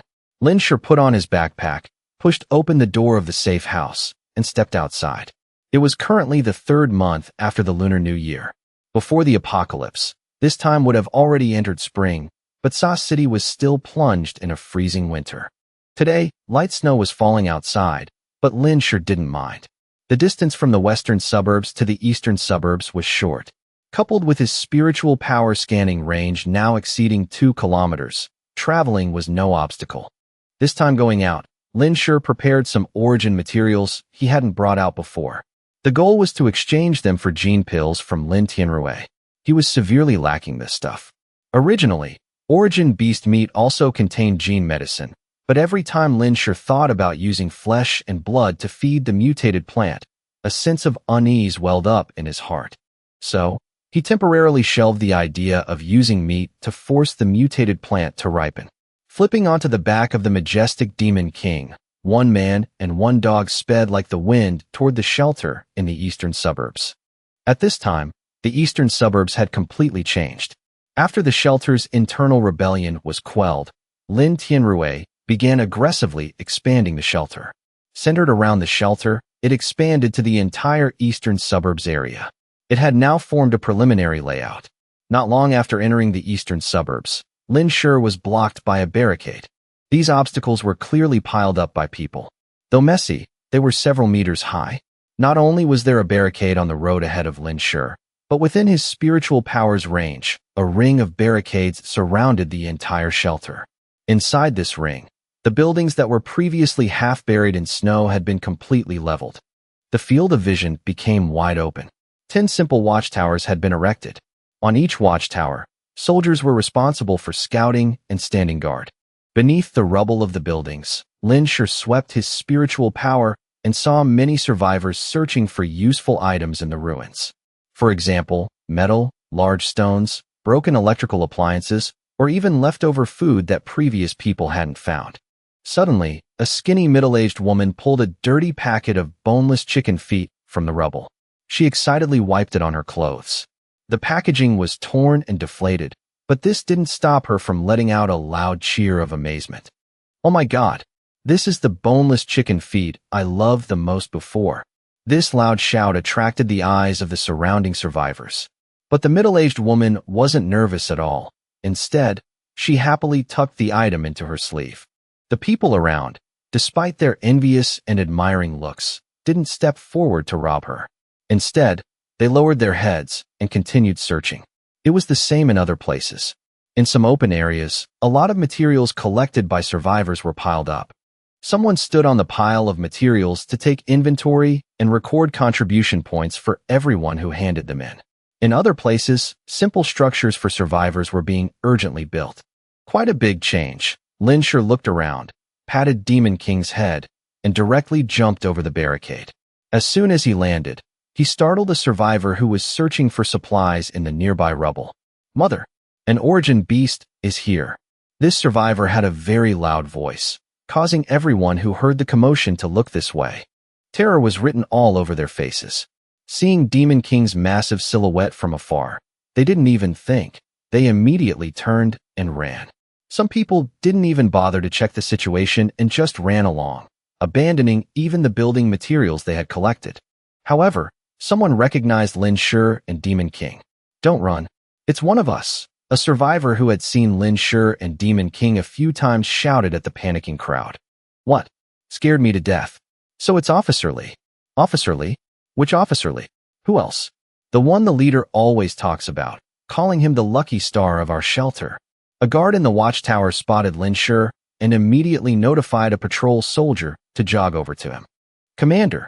Lin Shi was a high-ranking officer in the shelter, so being called commander was normal. It just sounded a bit awkward to hear. Lin Shi rubbed his nose. "Didn't they used to call me Hero Lee?" "I'm heading to the shelter," Lin Shi said. "The leader said if you come, just go straight to his office to find him." Lin Shi nodded. Seeing the crowd of survivors growing, he rode Demon King and bypassed them. The survivors only saw a blur, and Lin Shi and Demon King vanished from the spot. "Wait, he disappeared? So fast. Is it teleportation?" "Idiot. The boss is just too fast for our eyes to follow." "Hee. When I exchange for a gene pill this time and become an evolver, I'll go hunt origin beasts with my son. Old Zhao, I envy you." After Lin Shi left, the survivors resumed their gathering work with soaring enthusiasm. Even though their faces were red from the cold, they were full of hope for the future. The resonator had greatly improved the survivors' physiques. Over the past 2 months, most survivors had unlocked their Tier 1 genes. This made many evolvers eager to hunt origin beasts. They just didn't know that the danger of the origin beasts outside was also increasing day by day. Lin Shi rode Demon King straight to the building where Lin Tianrui's office was, only to hear a loud bang of a door slamming. "If you don't agree, then fine. Whoever wants to be the dean can be it." Before even reaching the floor, Lin Shi heard shouting from upstairs. "Making this old man work so hard all day, yet you can't even meet a few small requests. What's the point of being this dean?" Hearing this, Lin Shi immediately hid in a blind spot under the stairs. Footsteps came down step by step, then stopped downstairs. "Is this that brat Li Erheo's battle beast? Where's that brat? Where did he go? It's all his fault for demanding so many gene pills, making me work all day." Li Xianke looked around but didn't see Lin Shi. He stood in front of Demon King and said, "Where's your master?" Demon King glanced toward where Lin Shi was hiding and chose to remain silent. Li Xianke didn't expect an answer from Demon King anyway, angrily scolding, "You're not human, but your master is definitely a dog. Don't let me catch that brat, or I'll drag him into the lab, slice him up, and study him." After saying that, he turned and walked toward the Science Research Institute. Only when the footsteps faded away did Lin Shi step out from his hiding spot. He smiled wryly, glanced at Demon King, and went upstairs. Hearing the guard report that Lin Shi had arrived, Lin Tianrui hurriedly hid his gloomy expression. He put on a bright smile. Brotherly, you came at the perfect time. Are you here for the gene pills? I have them ready. Lin Shi nodded and took out the materials. This time, I'm using materials to exchange for gene pills. Brotherly brought 2 pieces of materials again. Lin Tianrui was surprised, but calmly nodded. Currently, our shelter buys Tier 3 materials at 3 million contribution points per piece. Previously, the 4 million points for Lin Shi's Tier 3 materials was considered an astronomical price. At that time, the shelter lacked materials and hadn't set prices. Now, the shelter had priced materials from Tier 1 to Tier 3. Tier 1 was 500,000, Tier 2 was 1 million, Tier 3 was 3 million, and Tier 4 was 10 million. Lin Tianrui still didn't know the materials Lin Shi brought were Tier 4, but Lin Shi had seen the notice board on his way here. I know. Both of these are Tier 4. Leader Lin, hurry and prepare 2,000 gene pills for me. Though surprised by Lin Shi's capability, Lin Tianrui replied, no problem. Brotherly, wait here. I'll have someone prepare them. Lin Tianrui's subordinates were very efficient. Someone immediately brought boxes of gene pills. Leader, this is 80% of our current stock. Lin Tianrui took the boxes and handed them to Lin Shi. Take these for now. For the next batch, you'll have to wait a few months. Lin Shi thought he needed a lot, so he didn't ask further. 5,000 gene pills, used sparingly, would last 4 or 5 months. If only used to heal injured origin beasts from hunts, it would last a very long time. But who in their right mind had a mutated plant swallowing gene pills at home? Before leaving, Lin Shi and Lin Tianrui chatted for a bit. Seeing Lin Tianrui hesitate several times, Lin Shi raised an eyebrow. Leader Lin, if you have something to say, just say it. Lin Tianrui sighed.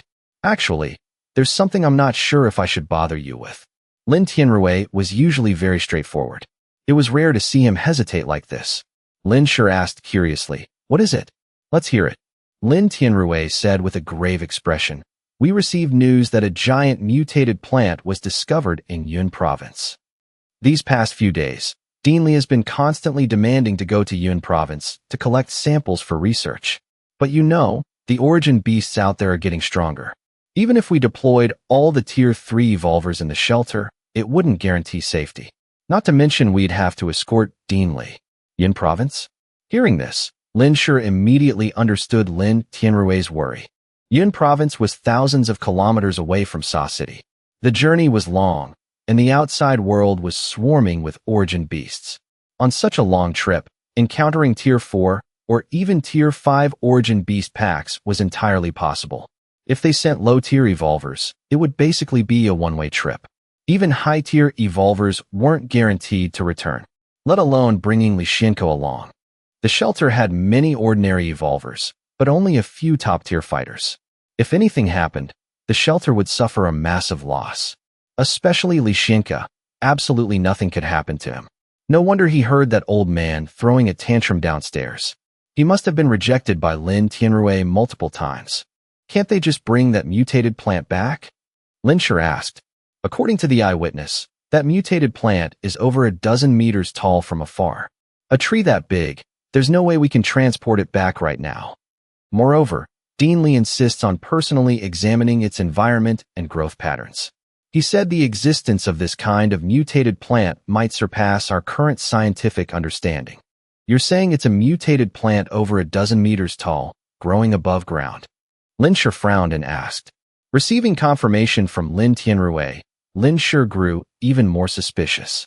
In this environment, how could a mutated plant grow that large? After surviving the extreme winter, the mutated plants he harvested either grew underground or in hidden places. He had never seen a mutated plant grow above ground, let alone so conspicuously. Lin Shi believed mutated plants could only grow underground or in concealed locations. The reason was simple. First, the air temperature above ground was much lower than underground, making it highly unsuitable for mutated plants to grow. Second, plants couldn't move or attack. Containing origin power made them easy targets for wild beasts to eat. Therefore, they needed to hide. Yet the mutated plant Lin Tianrui mentioned grew above ground, easily visible, and was over a dozen meters tall. If this mutated plant wasn't poisonous, then there was definitely something bizarre about it. Did the person who saw it say anything about its characteristics? Linsher asked. It's a woody plant, reddish-brown. Even the leaves are reddish-brown.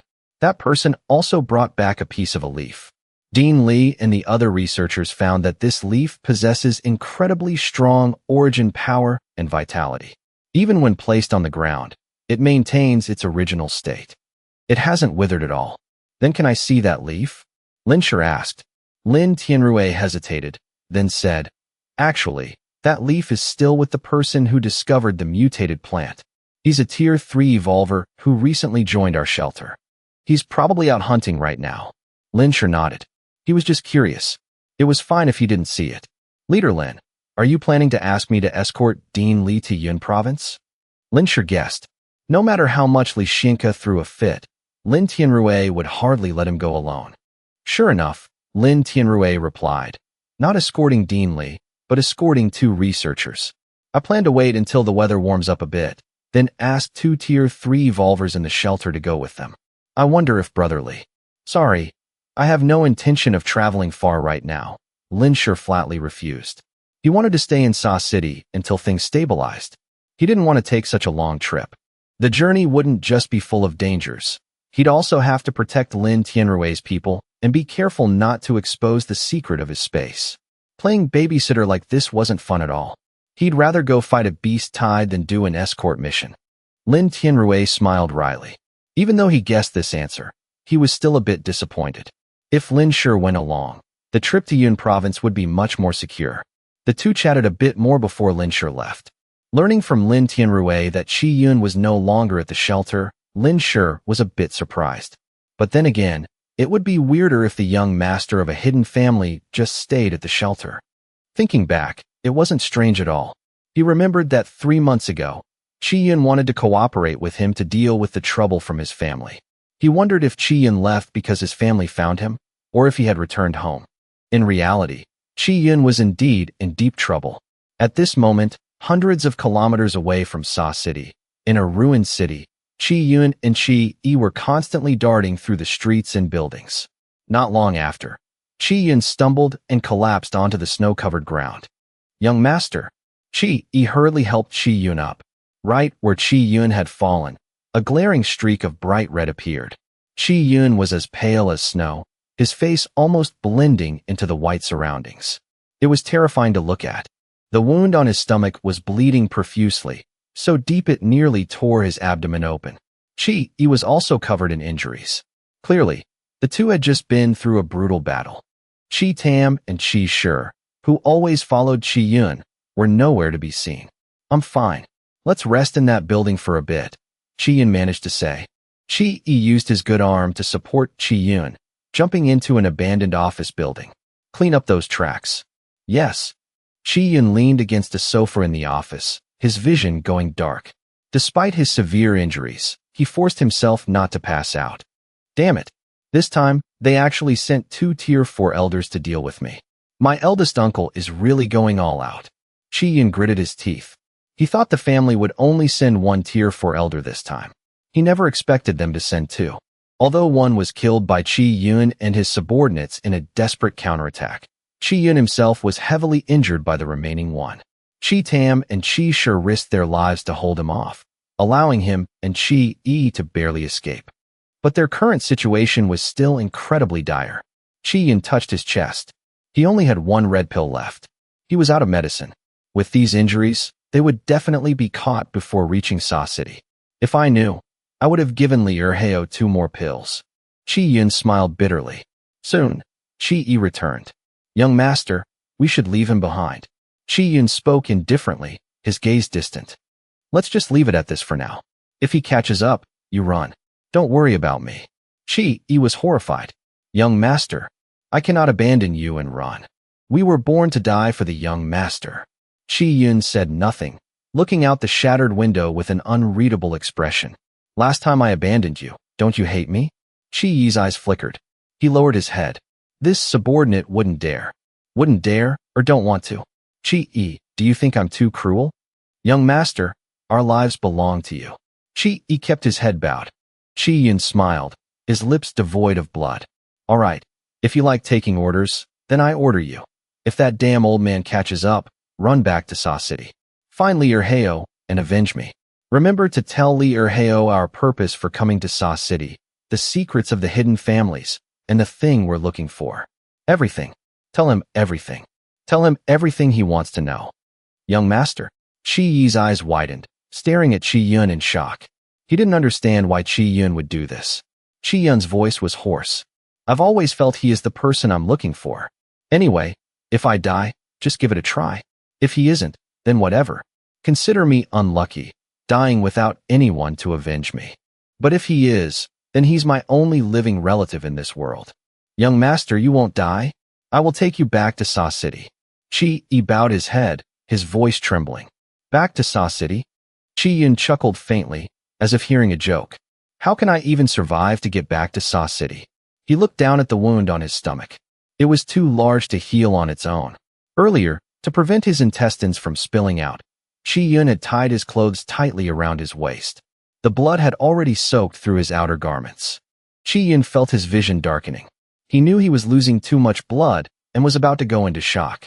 If only he had medicine or abundant internal energy. How could he, a Tier 4 cultivator, end up in this state? But then again, it didn't matter. His tone was half self-deprecating, half mocking. In this life, my biggest regret is listening to that old man and leaving home to find some so-called family heirloom. If I knew that old man was ready to fight to the death with that old bastard Chi Chiong, I wouldn't have left. At worst, I would have died with him. Chi Chiong was Chi Yun's eldest uncle. When he heard the two pursuing elders recount that his father, the head of the Chi family, was dead, Chi Yun deeply regretted going out to find the so-called family heirloom. What the hell is that thing? Even if we find that heirloom, so what? Generations of the Chi family couldn't open it anyway. He should have known it was his father's scheme to push him out.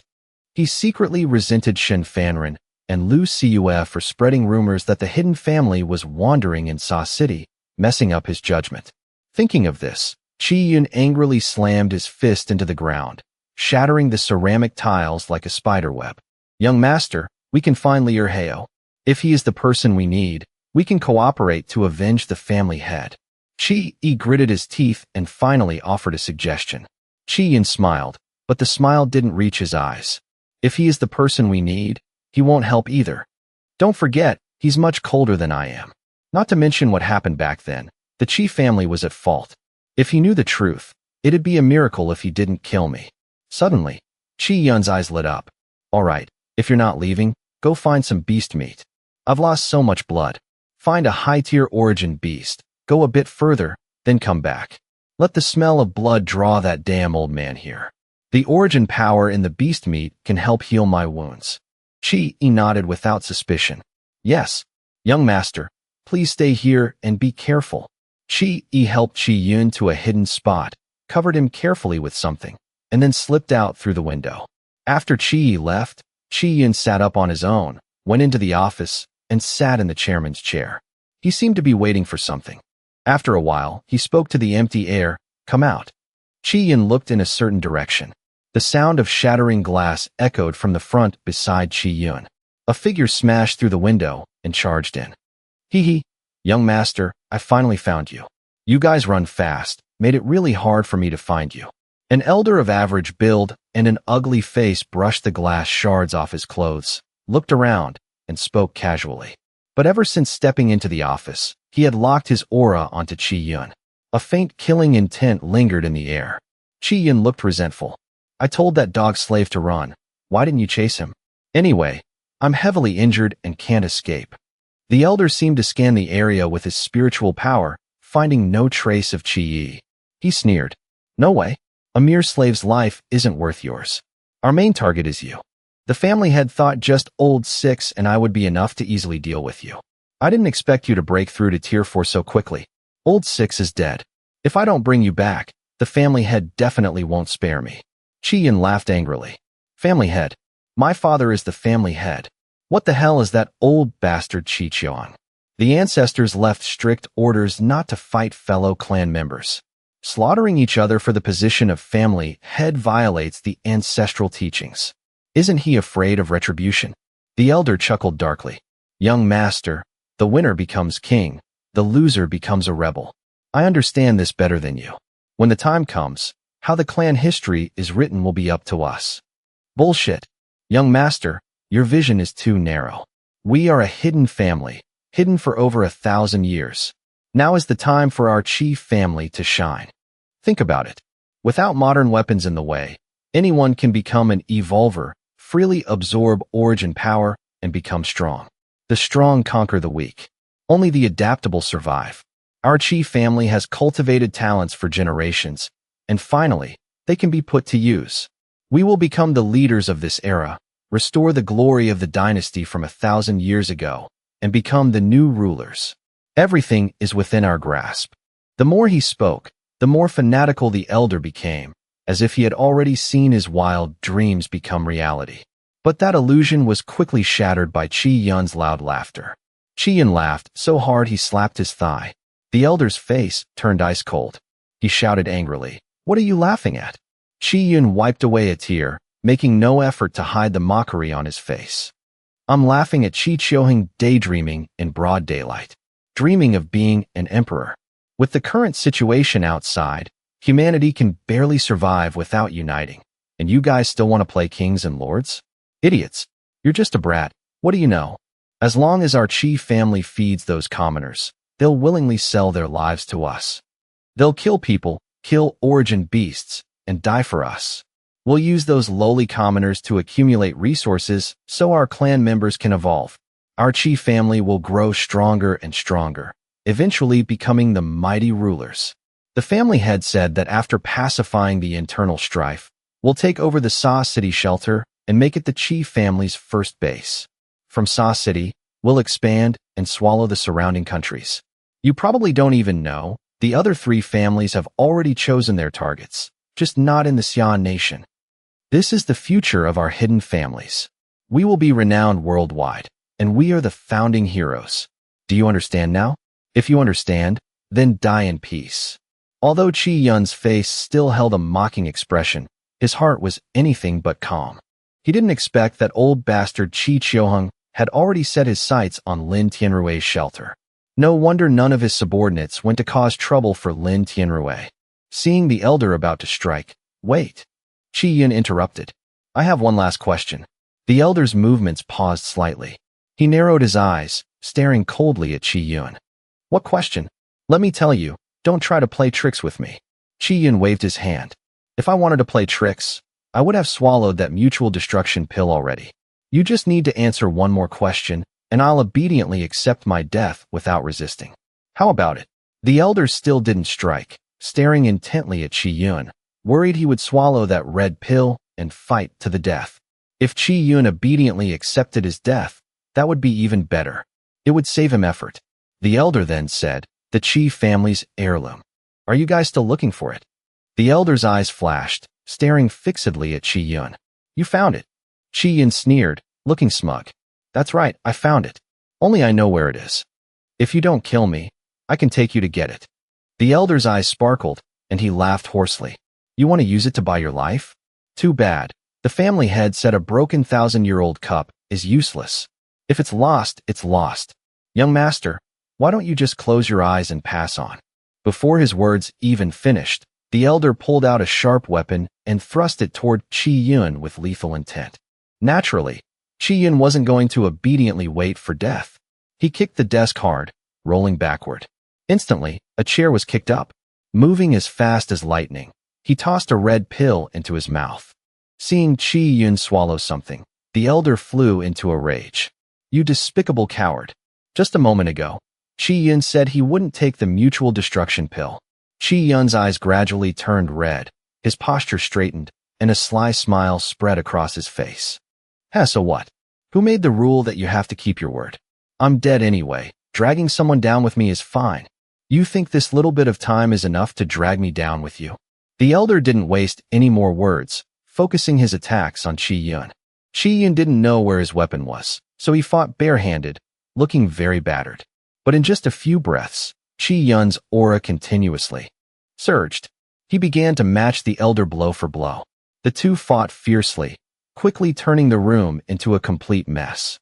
After 10 exchanges, Chi-Yun's eyes were glowing red, his heartbeat faster than ever, and his strength and speed had increased significantly. He began to overpower the elder. The elder started dodging, no longer engaging Chi-Yun head-on. Both knew this state couldn't last long. Right at this moment, taking advantage of an opening, Chi-Yun lunged forward and bit the elder's neck. You dog! Crunch! A faint sound of tearing flesh. Chi-Yun had bitten a chunk of flesh off the elder's neck. When Chi-Yi returned, he only saw the shelter turned into a complete mess. Young master. Chi-Yi saw things going south, threw down the beast meat, and hurriedly searched for Chi-Yun. But there was no sign of him where he had been hiding. Chi-Yi searched several rooms, finally finding a corpse in a room that had practically turned into hell. It wasn't Chi-Yun. The floor, the ceiling, everywhere was covered in fresh blood. It looked absolutely horrifying. The corpse was completely disfigured, with white bone exposed in many places, looking as if it had been torn apart by wild beasts. Chi-Yi only recognized the clothing of the elder who had been hunting them. Beside the corpse was a piece of cloth written in blood. The Chi family has discovered the shelter. Find Lier Heo. Young master. Chi-Yi screamed, but no one answered. Returning to the shelter, Lin Shi resumed his life of tending to plants and pets. Thanks to the newly added gene pills, by the early morning of the third day, the mutated plant's fruit finally ripened. Lin Shi happily plucked the fruit. Learning from his previous experience, he chose to lie in bed while eating it. As the familiar fruit entered his stomach, it turned into a warm current. The origin power in his body surged. Immediately, the heat rose and flooded into his brain. His brain felt like it was soaking in a hot spring, incredibly warm and comfortable. Lin Shi closed his eyes and fell asleep. This time, he didn't fall into a dream. That same night, after not seeing Chi-Yun for 2 days, an exhausted Chi-Yi collapsed in front of Lin Tianrui's shelter gates, only to be discovered by soldiers clearing snow early the next morning. The next day, Lin Shi woke up feeling incredibly refreshed. He opened the cornucopia's personal interface and took a look. Host information, Lin Shi, 20 years old. Evolution level, Tier 5 gene lock. Origin power, 14,435 units. Spiritual power, 1,572 units. His spiritual power had increased by another 200 points. Lin Shi was thrilled. As for the extra 1,000 points of origin power, he didn't even care. This time, he had consumed 2,000 gene pills. Normally, that amount would convert to 6,000 points of origin power. Fortunately, Lin Shi currently lacked neither origin power nor gene pills. If it were anyone else, they would have died of heartache. In a great mood, Lin Shi took out an electric hot pot and ingredients, and started cooking the leftover giant lion meat. Last time, Demon King ate half of it, leaving Lin Shi with over 400 pounds of Tier 5 giant lion meat. Lin Shi had tested it. 3 pounds of Tier 5 giant lion meat increased spiritual power by 1 point and origin power by 30 points. He currently didn't know where the spiritual power limit for the next gene lock stage was, so he occasionally ate a few pounds. Slicing the giant lion meat, Lin Shi also took out some pre-apocalypse reserves from his space, smoked sausage, and a bit of chili sauce. Delicious. He rewarded himself with a hearty breakfast. After eating, he let Demon King and the other pets out of his space. Except for BB and Hua Hua, who stayed home to keep him company, the other origin beasts had to hunt for their own meals. But these 2 little guys weren't idle either. Lin Shi was teaching them to train their spiritual power with him. Lin Shi still used the method of depleting spiritual power to train the 2 beasts. He made them unleash spiritual power shocks into the air until they were exhausted, let them recover, and then continue. Hua Hua was already Tier 4 and could unleash 10 spiritual power shocks. BB was currently only Tier 3 and could only unleash 5. Every time they trained, the 2 beasts competed fiercely. Just like right now. Hua Hua looked down at BB from above, let out a disdainful meow, and unleashed a spiritual power shock. The attack created an invisible, apple-shaped trajectory. It shot straight forward. The spiritual power wave only weakened and disappeared after traveling 1,000 meters. BB gritted its teeth, refusing to accept defeat. With a GG, it also unleashed its own spiritual power shock. Its spiritual power formed a straight line, The range was smaller than Hua's, but it went further. BB had the ability to control the range and size of its spiritual power shock. This made Hua extremely dissatisfied. It glared at BB and unleashed another attack. The two beasts went back and forth. You hit me, I hit you, tirelessly. Occasionally, when Hua got impatient, it would just smack BB away with its paw. BB, like a gray snowball, smashed into a snowdrift. At that time, BB would be covered in snow, running to Lin Shi with tears in its eyes, crying and listing Hua's crimes. As long as they didn't actually fight to the death, Lin Shi allowed it. Competition brings progress. At this moment, Lin Shi was using a specially made hoe to dig up the potatoes he had planted. This hoe was taken from the shelter. The extreme cold permafrost was incredibly hard, and normal hoes couldn't dig through it. As he dug, giant, plump potatoes appeared before his eyes. Most of the potatoes were greenish-yellow, with roots growing all over them, obviously inedible. But Lin Shi wasn't growing them to eat. Mutated potatoes could be harvested after about 3 months. Lin Shi had been growing these for over half a year. These mutated potatoes were fully ripe. Left in the soil, many had sprouted, growing into more potatoes.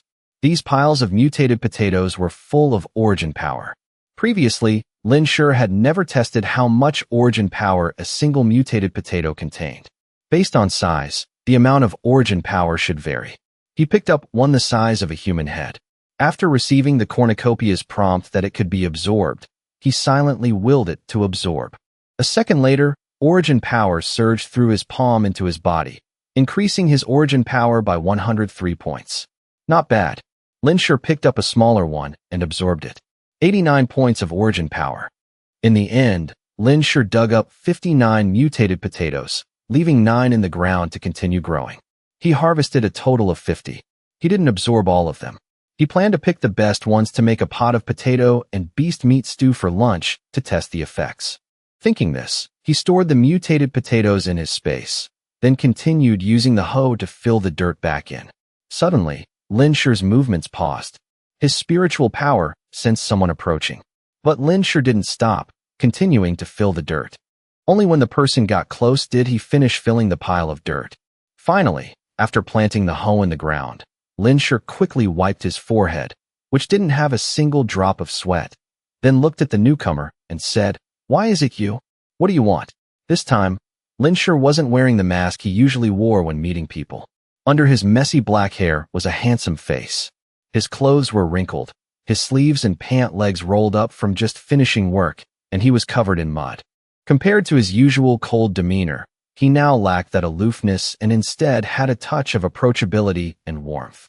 Qin Shuang was stunned. This was the first time she had seen Lin Shi's face. Looking from afar, she even doubted if this was really Lin Shi.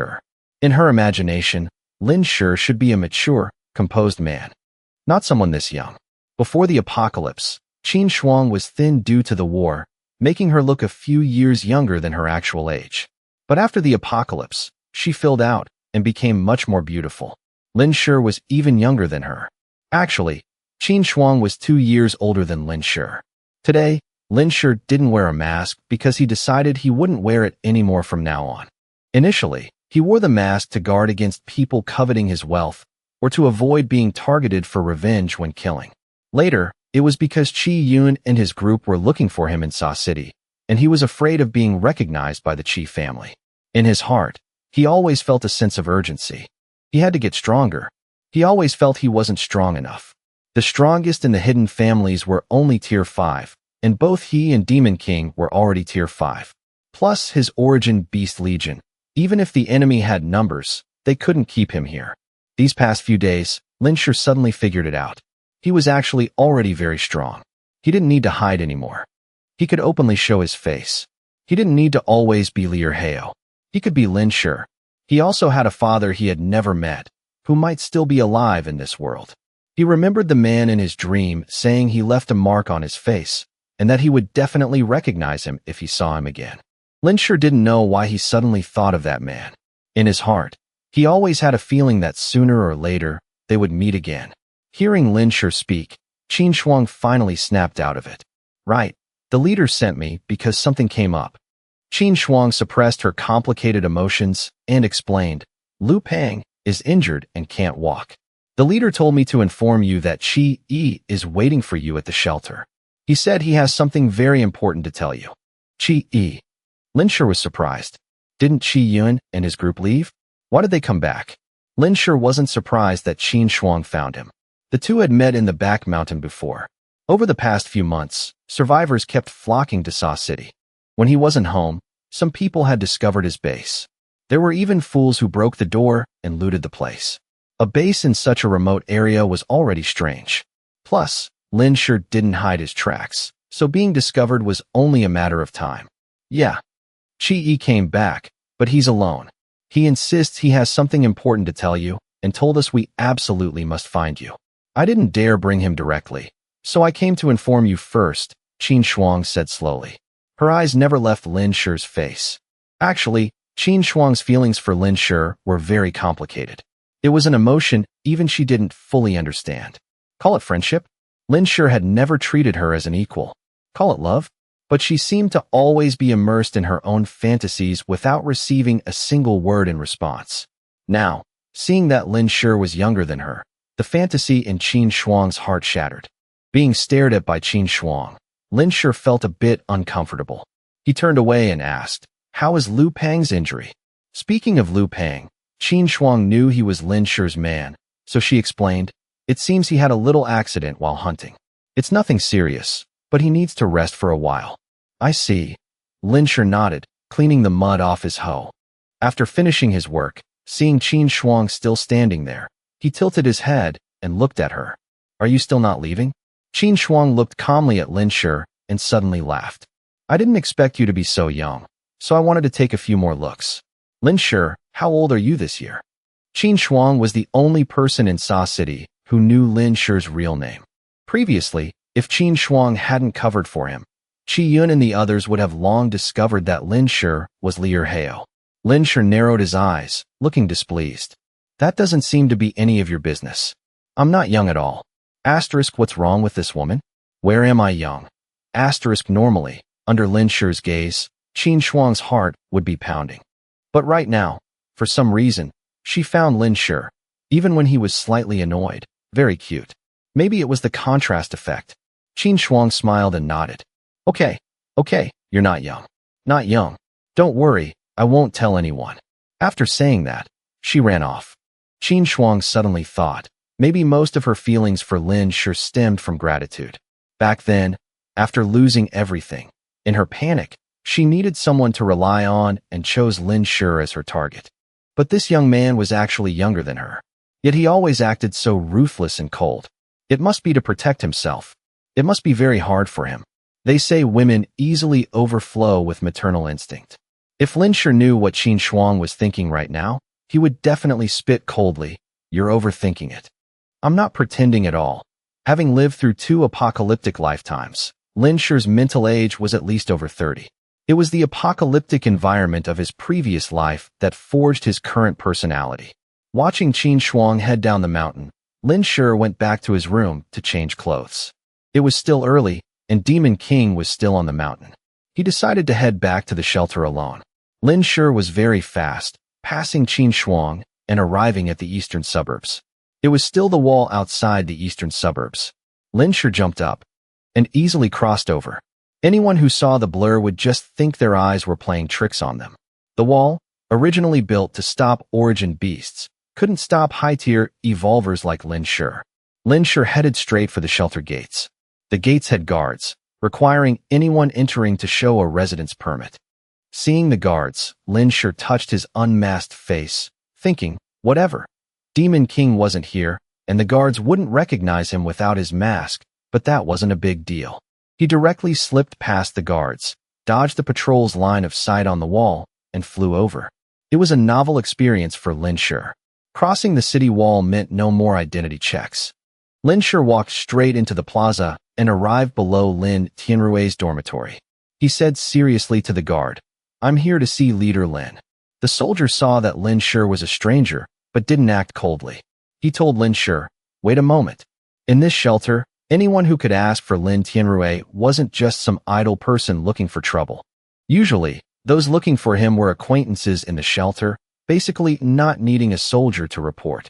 If it was a stranger, they wouldn't have made it past the guards at the gate. Don't recognize him. Looks unfamiliar, the soldier replied specifically. Lin Tianrui found it even stranger, but still stood up to take a look. Wang Chao also stood up. The two walked out of the office, stepped into the hallway, and looked down. Below, in the snow, stood a clean-cut young man with a powerful aura. Lin Tianrui had no impression of this person. He frowned and said, "Since when did our shelter have someone like this?" Wang Chao, however, found Lin Shi's appearance somewhat familiar. He whispered, "I think I've seen this person before." Wang Chao remembered very quickly. Recalling his first meeting with Lin Shi at the port, he said, "He's a university student in this city. At the beginning of the apocalypse, when I led troops to gather supplies at the port, he got lost. I told Li Wei to take him back to school. At that time, Lin Shi even beat several uneducated thugs to death. After that, he easily slipped past me. Actually, Lin Shi's identity back then was very suspicious. But Wang Chao was too busy at the time, and with the apocalypse, bad guys were everywhere, so he didn't pay much attention to it. This person looks suspicious. Be careful, Wang Chao said in a low voice. Lin Tianrui thought for a moment, then told the soldier, "Let him up." The soldier went downstairs, and Lin Shi quickly walked up the stairs. Lin Tianrui and Wang Chao returned to the office. Lin Shi walked straight into Lin Tianrui's office, naturally found a sofa, and sat down. He casually picked up the thermos of tea Lin Tianrui had placed on the coffee table, poured himself a cup, and drank it. Lin Tianrui frowned. He thought to himself, "Why is this guy so familiar with the layout of my office? It's like he comes here often." Wang Chao also stared unblinkingly at Lin Shi. For some reason, he felt this young man had an exceptionally familiar aura. In a flash, neither of them realized Lin Shi was Li Erhao. The main reason was that Lin Shi's current face was too young and highly deceptive. Lin Tianrui was about to ask, "Who are you?" when Lin Shi spoke up. "Leader Lin, weren't you looking for me? Where is Qi Yi? Bring him out." Qi Yi. Lin Tianrui reacted very quickly, his eyes widening in shock and disbelief. "You are? Brotherly?" Wang Chao exclaimed. "Li Erhao?" Lin Shi took a sip of tea, very satisfied with their shocked expressions. "That's me." Lin Tianrui and Wang Chao were both stunned hearing this. They seemed unable to process it. "You're Li Erhao?" Lin Tianrui confirmed again. "You're Lin Shi." Wang Chao also quickly reacted. Previously, Qi Yun had searched for someone named Lin Shi in the shelter. This matter. The higher-ups in the organization all knew about it. Lin Shi nodded. "That's right, I am Lin Shi. Lin Shi is my real name. Li Erhao is a fake name. The person Qi Yun was looking for before is also me." Hearing Lin Shi's confirmation, Lin Tianrui and Wang Chao both fell silent. This information was too much to take in. Everything happened so suddenly that they needed time to process it. The two looked at each other, then back at Lin Shi. It took several minutes for them to accept the truth. The young man before them, barely in his 20s, was indeed Li Erhao. He was the same calm, mysterious, decisive, and ruthless man they knew. Lin Tianrui sat down next to Lin Shi, observing him intently from head to toe, as if trying to find some flaw or mask on his face. Wang Chao sat opposite Lin Shi, his eyes never leaving him. Even though he knew they meant no harm, Lin Shi still felt a bit uneasy. He touched his face and gave a bitter smile. "Is there something on my face? Why are you both staring at me like that? It's not just something. It's more incredible than anything we imagined." Lin Tianrui knew that under the mask, Lin Shi must be young, but he didn't expect him to be this young. A level 5 cultivator with high-level martial arts, wisdom, courage, decisiveness, ruthlessness, and caution. It was hard to associate these traits with a 20-year-old. Qi Yun was also young, but he was from a hidden clan and the young master at that, trained since childhood to reach level 4 gene unlocking in his 20s. Lin Tianrui could still understand that. Moreover, Qi Yun still had a touch of youthful impulsiveness, so it wasn't as shocking. But Lin Shi was different. The demeanor he displayed was completely inconsistent with a 20-year-old. Unbelievably, he had been calling Lin Shi brotherly. Brotherly. After witnessing Lin Shi slaughtering the enemies at the gate, he almost called him Big Brotherly. Luckily he didn't, or where would he hide his face now? Lin Tianrui began to question his entire life. Wang Chao looked at Lin Shi seriously. Hey, do you remember when we first met a long time ago? Lin Shi knew Wang Chao would bring this up. He had already prepared an explanation and nodded. I remember. That day, I said I was lost at the harbor and had Li Wei take me back to school. Lin Shi paused and continued. Actually, I lied that day. Wang Chao remembered it clearly because it was the first murder case he encountered after leaving the military. Although Lin Shi had fooled Su Qin back then, he had still left a seed of doubt in Wang Chao's heart. To be honest, I was the one who killed those thugs, Lin Shi confessed truthfully. That day, the whole city lost power. I went to find a classmate and passed by the harbor when I saw some people acting suspiciously. I discovered they were stealing from a container. I caught them, and they tried to kill me. I fought back. I didn't expect to run into you guys. At the time, I was worried it would cause trouble, so I made up a story. At this point, Lin Shi awkwardly rubbed his nose. His explanation cleared Wang Chao's doubts. Wang Chao nodded. Lin Shi's honesty won his approval. Compared to everything that happened after the apocalypse, that incident seemed like nothing now. But Wang Chao was a man who couldn't stand a grain of sand in his eye.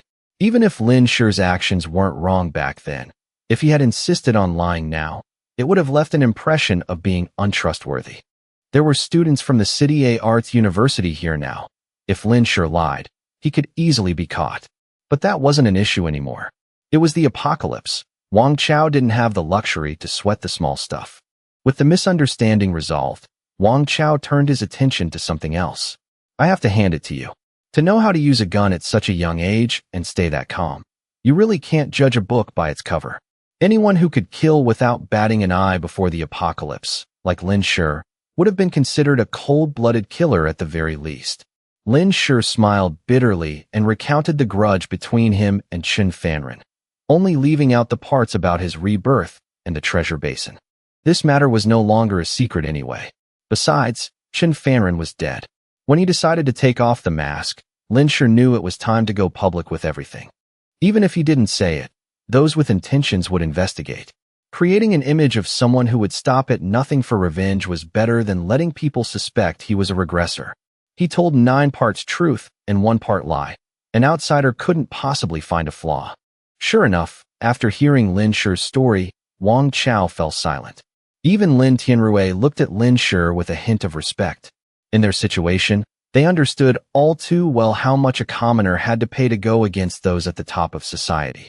Not to mention, the apocalypse had arrived. Who cared if Lin Shi had killed a few thugs in the past? Wang Chao patted Lin Shi's shoulder and sighed. Right. Hey, cough.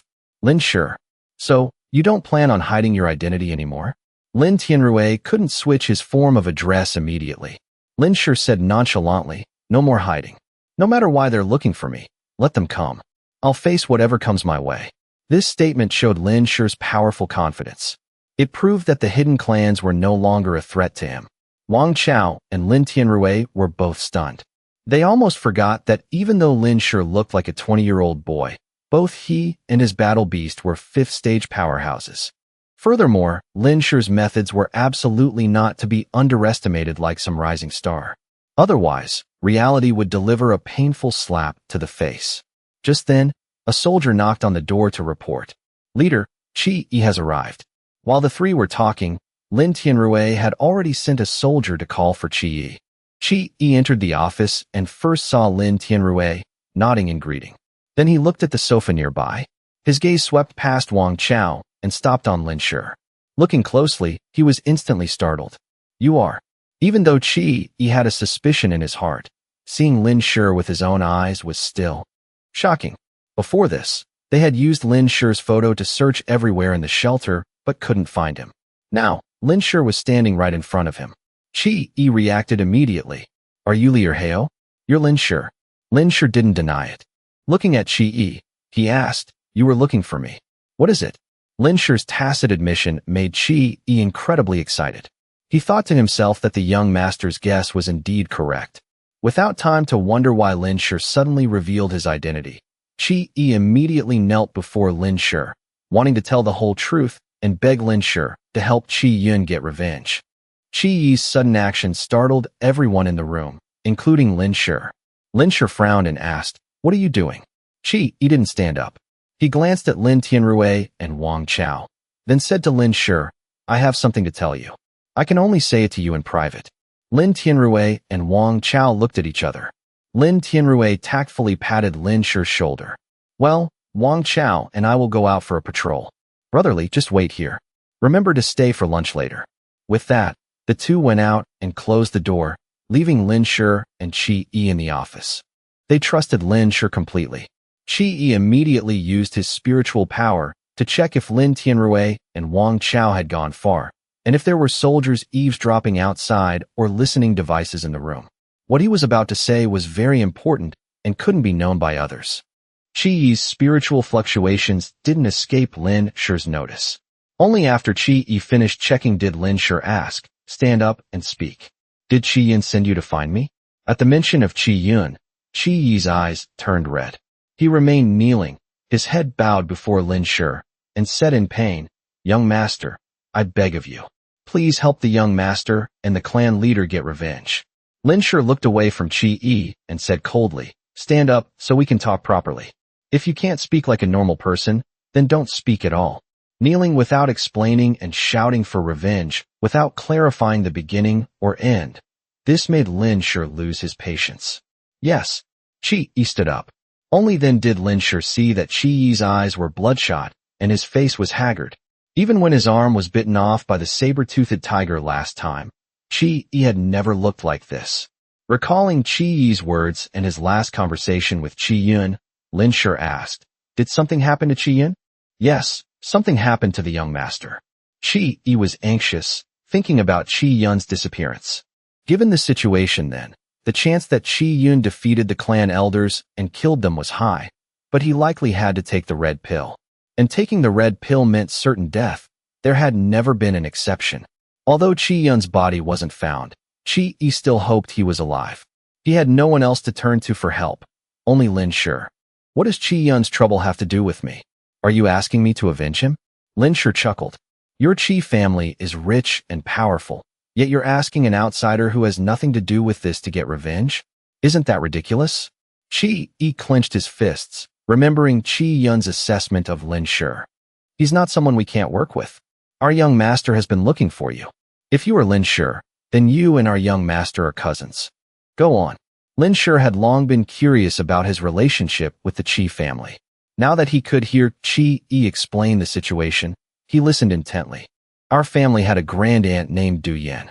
20 years ago, she ran away with a man. Hearing the name Du Yan, Lin Shi was jolted. He immediately remembered hearing the man he thought was his father call out, Yan, in a dream.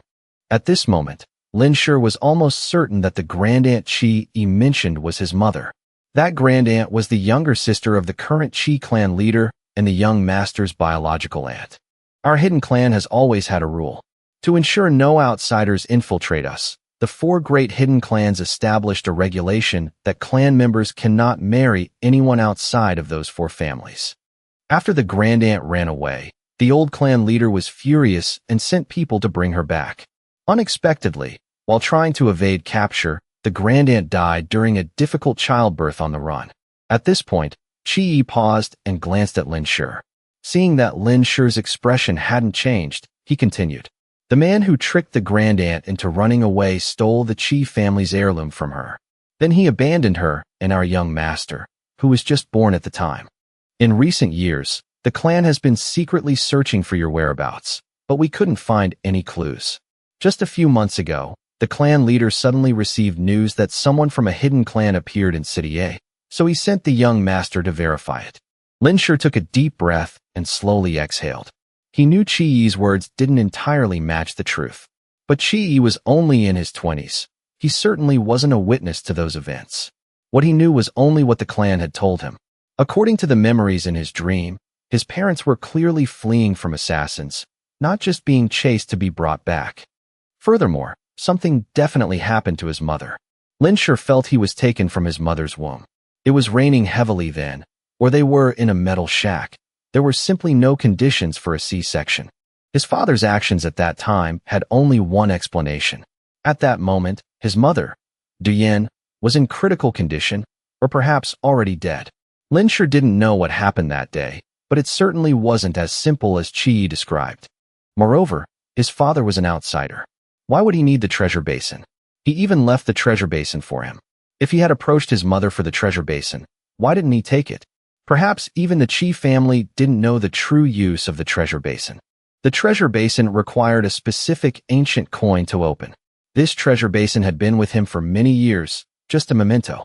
It wasn't until later that he accidentally opened it. Saying his father approached his mother for the treasure basin didn't hold water. Lin Shi knew he couldn't get the specific truth from Chi Yi. To know the truth, he had to find the people involved in that event. He didn't show any emotion on his face and said calmly, "So, even if I have some blood relation to the Chi family, we haven't been in contact for 20 years. Why should I help you? What happened to Chi Yun?" Hearing Lin Shi say this, Chi Yi became a bit agitated. Even though Chi Yun had said that even if Li Erheo was Lin Shi, and even if Lin Shi knew his background, he might not help. But hearing Lin Shi say it so bluntly, Chi Yi couldn't help but clench his fists, his eyes filled with despair. If there were any other way, he wouldn't be groveling like this before Lin Shi. The young master was hunted down by another faction within the Chi clan. His fate is unknown, and the master was also murdered. The young master sent me to find you. Chi Yi recalled Chi Yun's instructions before they parted and said, "Before we were separated, the young master told me I must find you and tell you the secrets of the hidden clans. The existence of the hidden clans can no longer be verified by history. According to the records kept by the hidden clans, over 10,000 years ago, the four great families were once a single tribe. In ancient times, living conditions were harsh, beasts ran wild, and origin beasts appeared everywhere. The air was incredibly rich in elements. To survive, the ancestors of the hidden clans invented a method to help the body absorb elements, making them strong enough to adapt to the environment. This was done through a special training method to unlock genes and achieve self-evolution. Through hundreds of years of evolution and gradual adaptation to the gene unlocking method, their ancestors possessed strength and wisdom that ordinary people could hardly imagine. They shone in that era, establishing the most powerful tribe of the time, hunting all kinds of origin beasts, and flourishing for a period. Then one day, the Ice Age ended. The concentration of elements in the air dropped sharply, and origin beasts began to go extinct. The tribe's evolution stopped. As external pressure decreased, internal strife began within the tribe. Eventually, the tribe collapsed, and many clansmen led groups of people away. The descendants of these people, in various places, used the element absorption method to unlock genes, leaving behind many legends and historical marks throughout the dynasties. Some cultivators and mythical legends originated from this. As time changed and the world shifted, some were buried in the flow of history, while others thrived until now. Those are the four great hidden clans that still exist today. However, from 10,000 years ago until now, the elements in the air have become increasingly scarce. In modern times, elements in the air were almost non-existent. These hidden clans found ways to extract elements from deep underground to continue their evolution. But in modern society, with powerful firearms and technology, no matter how great individual strength was, it couldn't resist. To protect themselves, the hidden clans gradually withdrew from the world, secretly accumulating power. Unexpectedly, a new ice age has begun, and the elements have exploded again.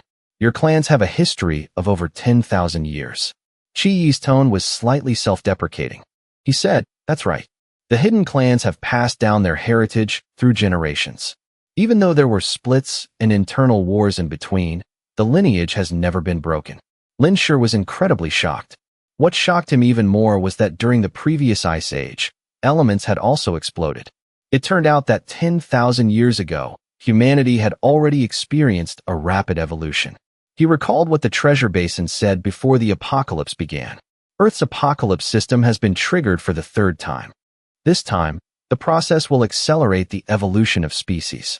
It has been detected that the treasure basin is being controlled by an intelligent being, activating the host protection plan. This is the third time I've opened it. So the previous life must have been the second time, and the one 10,000 years ago was the first. Lin Shi's thoughts wandered. What else is there? Lin Shi asked. It also concerns our family's heirloom, the treasure basin.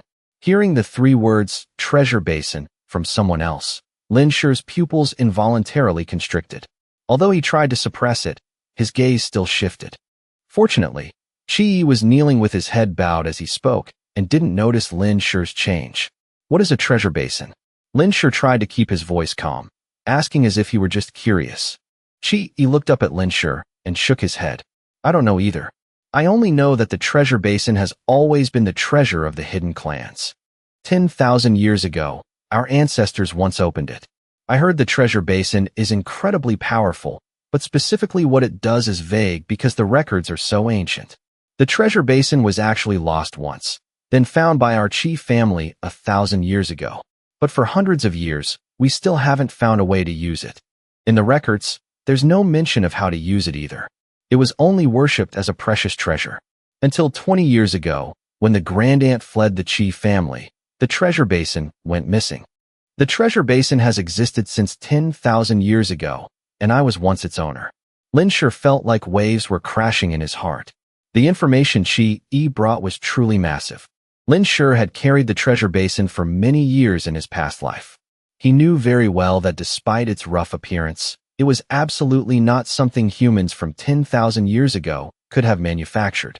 Before the treasure basin was opened, Lin Shi always thought it was just an object from the modern era or a few hundred years ago. If the treasure basin has existed since 10,000 years ago, then where did it come from? Who created it? Its existence seems to coincide with every ice age. If every ice age is a cycle, then what is the purpose of the treasure basin's existence? Is it to record? At this moment, Lin Shi suspected even more that the treasure basin was a product of a more advanced civilization.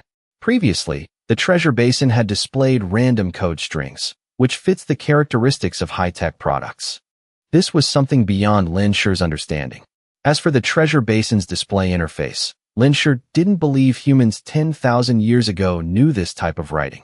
The most logical explanation is that the treasure basin can rely on the owner's perception to convey information in the most understandable way. For example, if I am from the Xia Nation, the treasure basin will display Xia Nation characters. If I were from another country, it would likely display that country's writing. And if I were an ancient person, the treasure basin would likely display images or other methods of expression that people of that time could understand. This means the treasure basin is a high-tech item. It's incredibly intelligent. And this item was definitely created by intelligent beings from a more advanced civilization.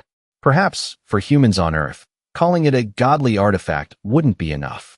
Lin Shi didn't think in a supernatural direction like magic treasures in novels.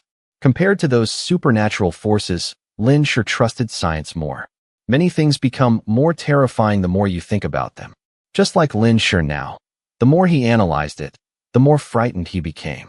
He suddenly felt like there was a giant hand hidden in the sky, turning all living beings on Earth into lab rats, secretly manipulating everything. Qi saw Lin Shi in deep thought and assumed he was remembering the treasure basin. Actually, the Qi clan leader and Qi Yun always believed the clue to the treasure basin lay with Lin Shi. He continued, our master always speculated that the treasure basin was with the young master. Previously, when the young master came to City A, his purpose was first to find you, and second to find the treasure basin. Treasure basin? What is that? Why are you looking for me? Is it to have me return to the clan? Lin Shi sneered. Qi avoided his gaze and didn't state the reason for finding Lin Shi, but only explained the shape and appearance of the treasure basin. Lin Shi patted the armrest of the sofa with a look of regret. I thought that was just a broken bowl. I lost it already. What? Qi was horrified, unable to believe it. Lin Shi sighed. My father died early and didn't tell me that bowl was important. After the apocalypse, I searched for all kinds of supplies. That broken bowl was useless. I was even afraid it would cut my mouth if I ate from it, so I left it at our old place. Lin Shi's words were very logical. In reality, the treasure basin looked exactly like a broken bowl. Anyone who didn't know the situation would only see it as a piece of junk. Where did you leave it? Qi asked urgently. Lin Shi thought for a moment, then frowned. Like I said, back then I lived in the West Suburb Garden apartment complex, 3rd floor. It's probably buried under the snow by now. That broken bowl. Oh, I mean, that treasure basin of yours. If you want it, go dig it up yourself. Lin Shi casually gave a location. If Chi really went to dig and didn't find it, he could just say someone else picked it up. Regardless, the treasure basin couldn't possibly be on him. The treasure basin was now in his head. These people wouldn't find it even if they died trying. Chi secretly memorized the location. But in truth, knowing the location of the treasure basin didn't help much. The Chi family had kept the treasure basin for years without opening it. This news was just extra information. Furthermore, Chi was only a collateral descendant of the Chi family, practically a servant. What good would a symbolic object do? He took out a blood-stained cloth that Chi Yun had left behind. The young master was hunted by Chi Chioheng's people. His fate is unknown, and his whereabouts are a mystery. Before he disappeared, he told me I must find you, tell you the secrets of the hidden clans, and give you a message. The Chi family wants to move against the shelter. Lin Shi took the cloth. On it was written in blood. The Chi family has their eyes on the shelter. Go find Lier Heo. What does this mean? Lin Shi had a bad feeling.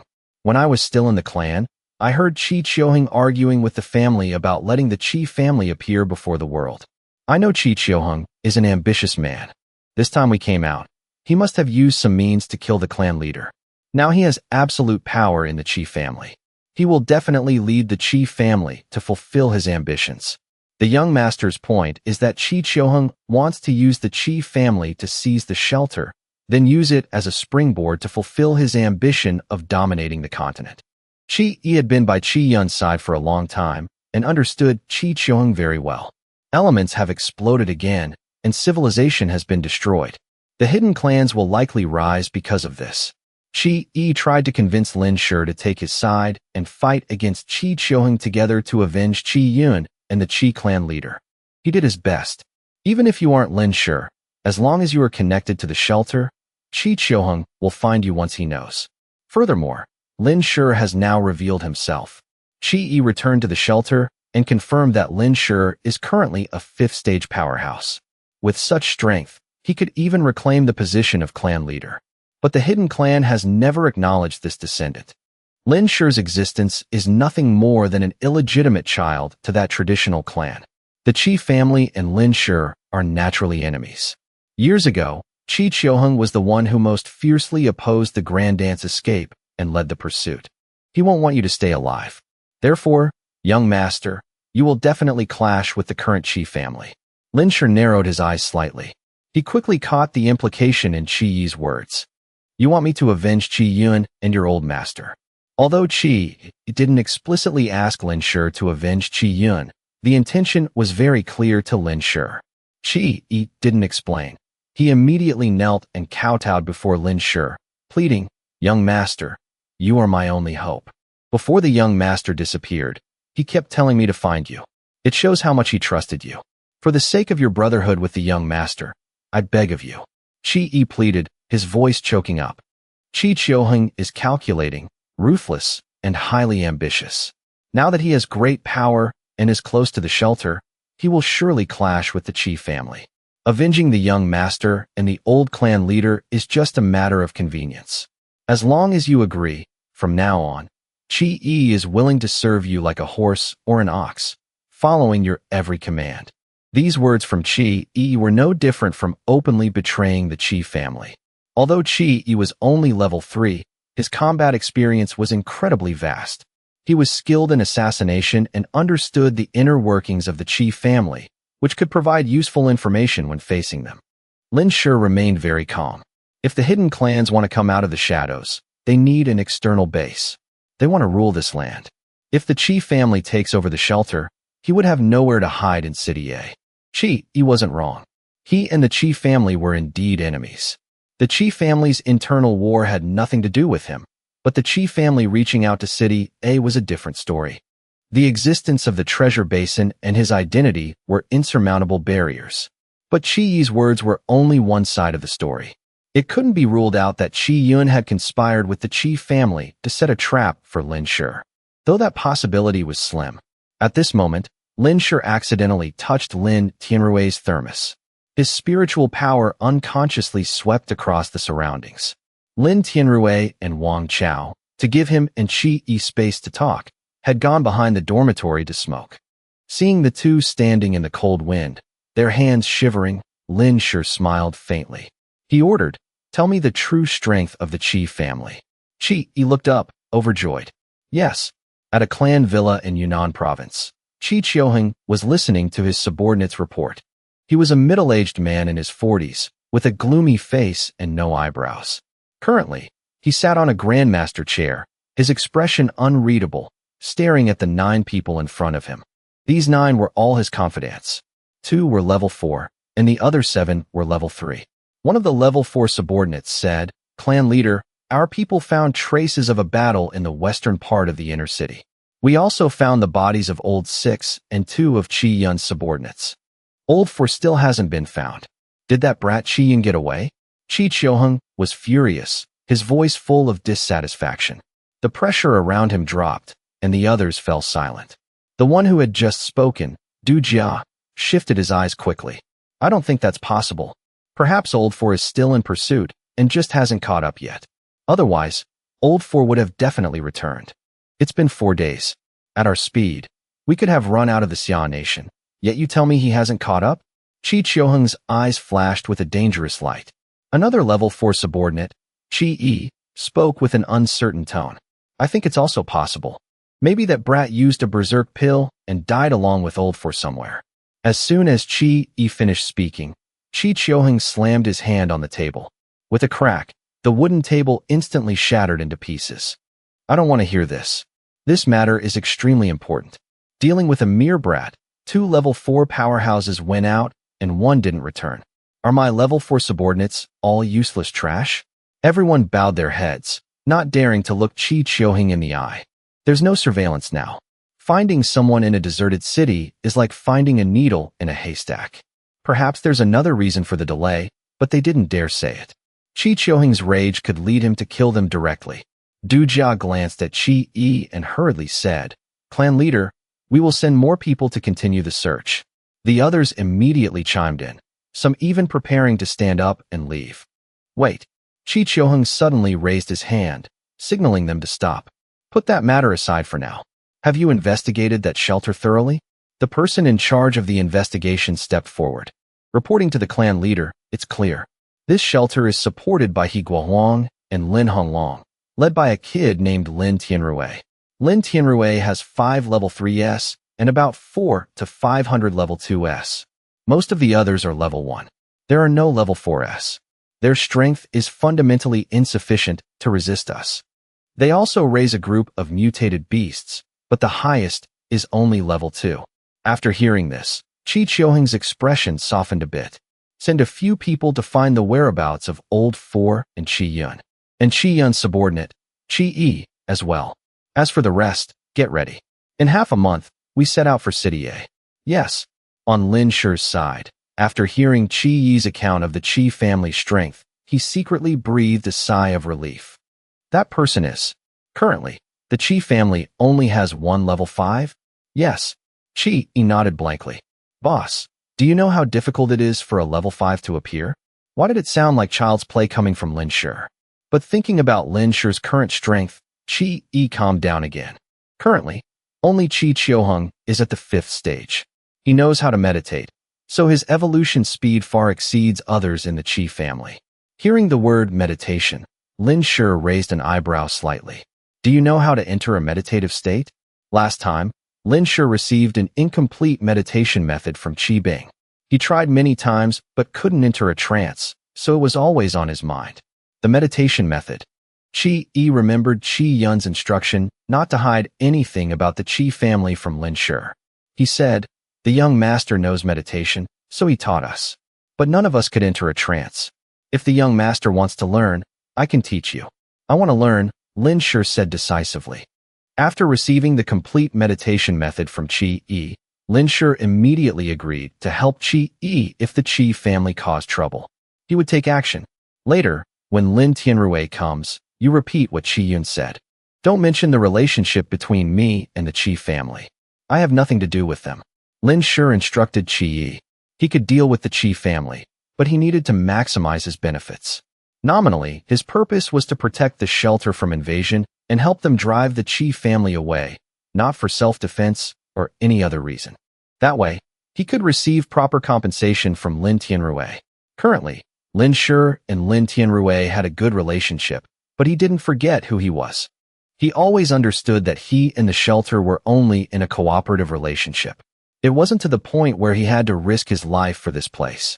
In fact, if the Qi family came looking for trouble, he could just leave City A. If he found another place to hide, the Qi family would have a hard time finding him. The reason he stayed to deal with the Qi family, besides finding Lin Tianrui and the others agreeable, was because he could get rewards from Lin Tianrui. He understood the principle of no work, no pay. If he didn't step up to drive the Qi family away this time, the next time the shelter was in danger and he didn't help, many people would resent him. He had always been a loner and wouldn't stay at the shelter forever. He might even leave City A later. He certainly wouldn't be a savior who only knew how to sacrifice without asking for anything in return. In this world, the only person he could fully trust and rely on was himself. He didn't quite understand. He saw that the relationship between Lin Shi and Lin Tianrui was always very good. But he still agreed. Yes, young master. Don't call me young master. I have no relation to the Qi family. If you want to call me something, call me Lin Shi. Lin Shi said indifferently. The truth of what happened back then is still unclear, and he and the Qi family were about to clash. Lin Shi had no good impression of the Qi family and didn't want to work for them.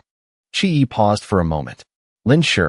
Before Lin Tianrui returned, Lin Shi and Qi chatted a bit more about news of the Qi family.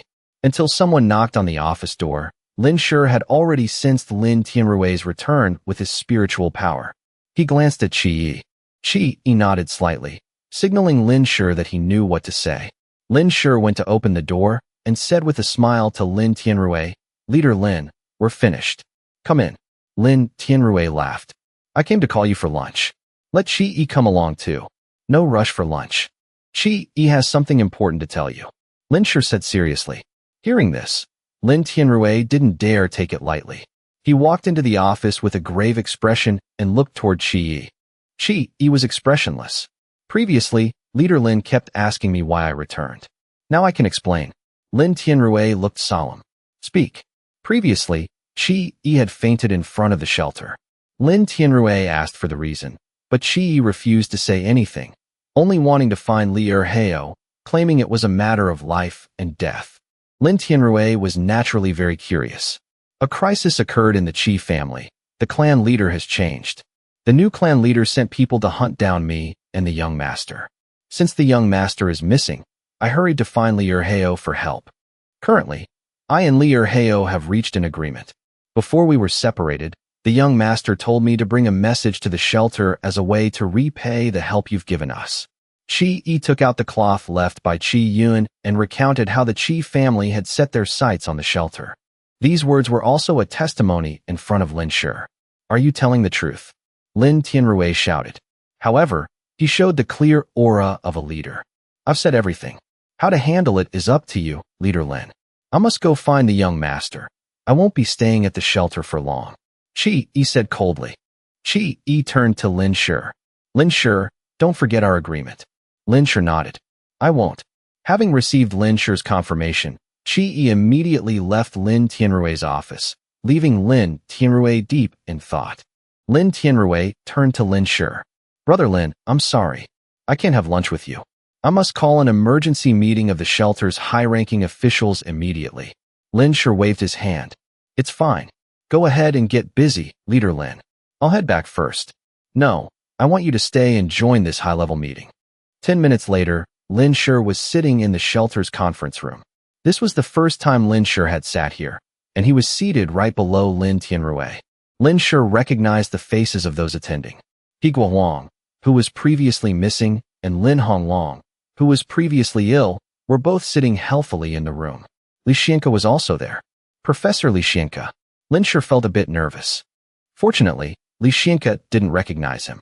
Also in the room were Wang Chao, Qin Shuang, and other military officers under Lin Tianrui.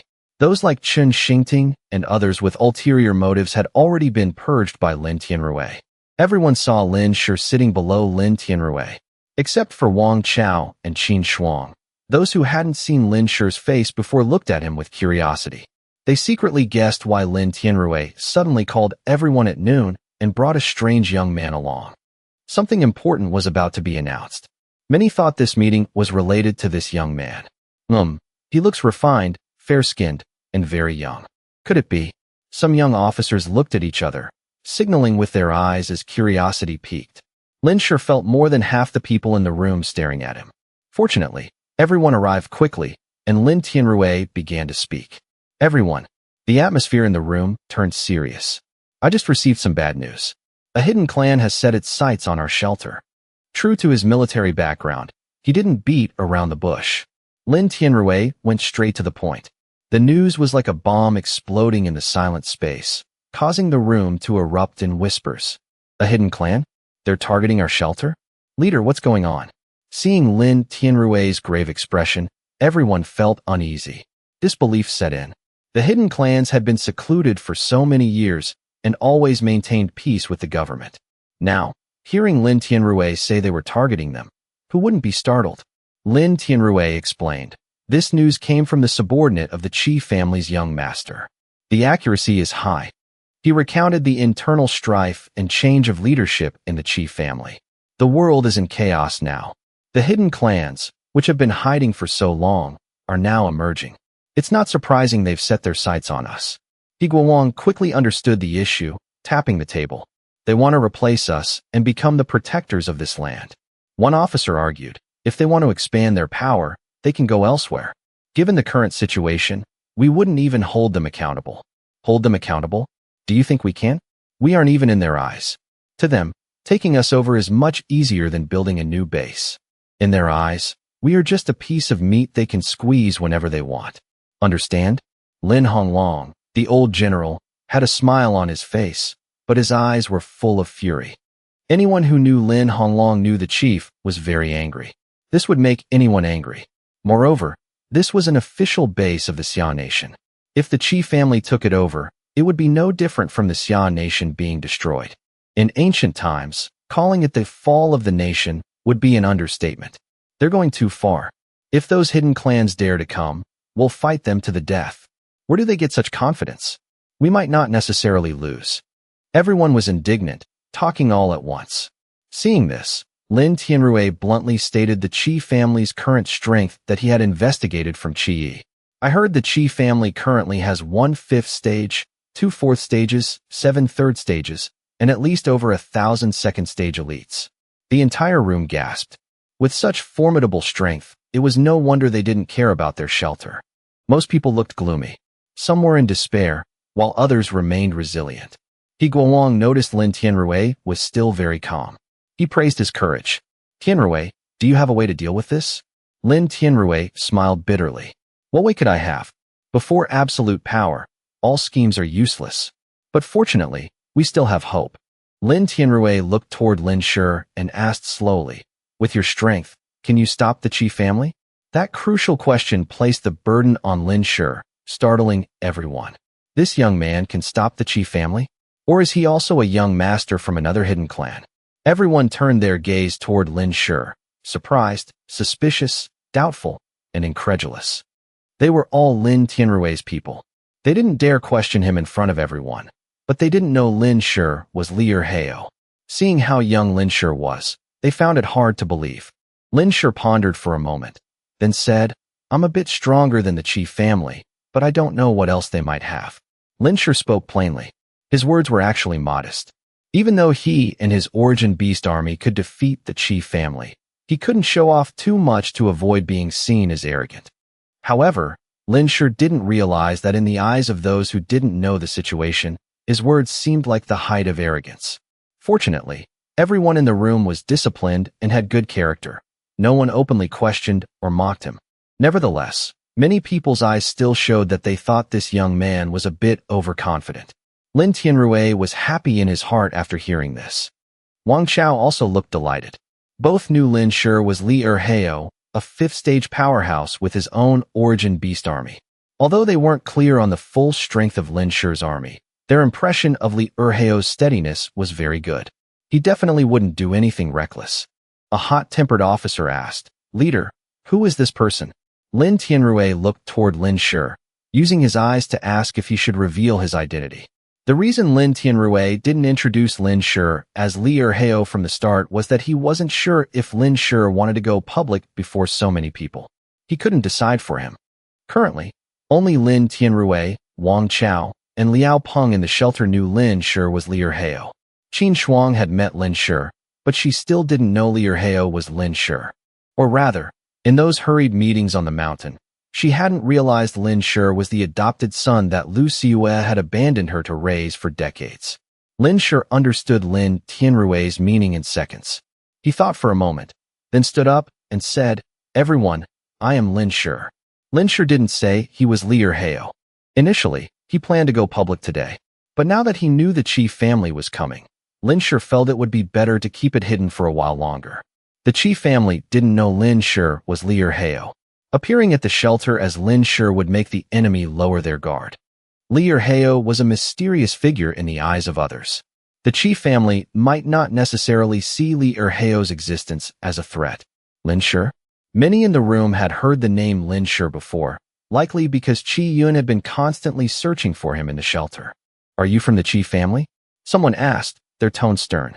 "I'm not from the Qi family. My surname is Lin," Lin Shi replied.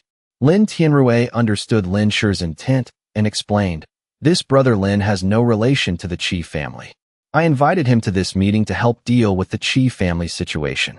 Someone looked at Lin Shi, then suddenly turned to look at Qin Shuang, saying, "Wasn't the person Qi Yun was looking for in the shelter named Lin Shi? So, you're Qin Shuang's relative?" Everyone finally understood. Right. Didn't Lu Xiyue, who was detained by Qi Yun before, say Lin Shi was her adopted son? Qin Shuang is Lu Xiyue's biological daughter, so aren't Lin Shi and Qin Shuang siblings? Qin Shuang stared straight at Lin Shi, unlike her calm exterior. At this moment, Qin Shuang's eyes were full of shock, fear, and disbelief. She finally understood why Lin Shi looked so familiar the first time she saw him. It was because she had forgotten it in her panic when she first saw the person she had always missed. Lin Shi was only adopted by Lu Xiyue. It turned out that Lu Xiyue had abandoned her for over 10 years just to protect him. She always thought he was her savior, never imagining he was the one who pushed her into the abyss. Qin Shuang didn't know how to describe her current mood. She bit her lip, clenching her fists so hard her nails dug into her palms. Lin Shi naturally knew this would be exposed sooner or later. From the moment he revealed his face, he was prepared. He said calmly, "Lu Xiyue is not my biological mother, and I have no siblings." As soon as he finished, the room fell silent. Lin Shi didn't care. He knew saying this to Qin Shuang was cruel. The mastermind was Lu Xiyue. He was just a child then and couldn't change anything. But the hurt to Qin Shuang was real. Lin Shi had no ill will toward Qin Shuang, and even liked her a bit, but not in a romantic way. He was about to be targeted by the hidden clans. When that time came, if they couldn't deal with him, the people closest to him would be in the most danger. Qin Shuang already had a pitiful background. Lin Shi felt there was no need to drag her down further. Qin Shuang lowered her head, her expression hidden. Those who knew her looked at Lin Shi with strange looks. Wang Chao realized the awkward situation and quickly changed the subject. "Lin Shi, the Qi family has many people. Are you confident?" Lin Shi nodded. "I'm quite confident, but I need your cooperation."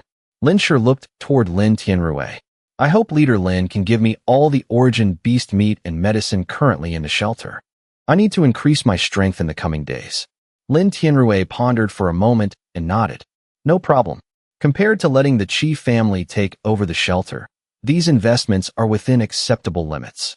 Most importantly, Lin Tianrui believed Lin Shi wasn't someone who would take the goods and not do the work. But Lin Tianrui forgot. He knew Lin Shi was Li Erheo, but the others didn't. Seeing Lin Tianrui agree so decisively, someone finally spoke up in protest. A young officer stood up and said, "Wait. Leader, why don't we find Li Erheo? We've collaborated with him many times and know him better." Although he didn't say it directly, the lack of trust in Lin Shi was clear. Once one person spoke up, many others followed. "That's right, leader. With a powerhouse like Li Erheo taking action, we can truly defeat the hidden clans." Another officer chimed in. "Lin Shi is still young. Giving him such a heavy responsibility is unfair. I strongly suggest seeking Li Erheo's support." This officer spoke tactfully, but the opposition was very clear. In fact, Lin Shi had helped the shelter many times. The name Li Erheo was already famous, and he had a lot of prestige in the military. Many young officers secretly idolized him. These protesting officers were loyal fans of Li Erheo, so they couldn't accept Lin Shi's sudden appearance. Lin Tianrui hid the embarrassment in his eyes. What should he say now? Tell them Lin Shi is Li Erheo? If these people knew the person they respected was standing right in front of them, and that they were questioning their own hero, they would probably be mortified.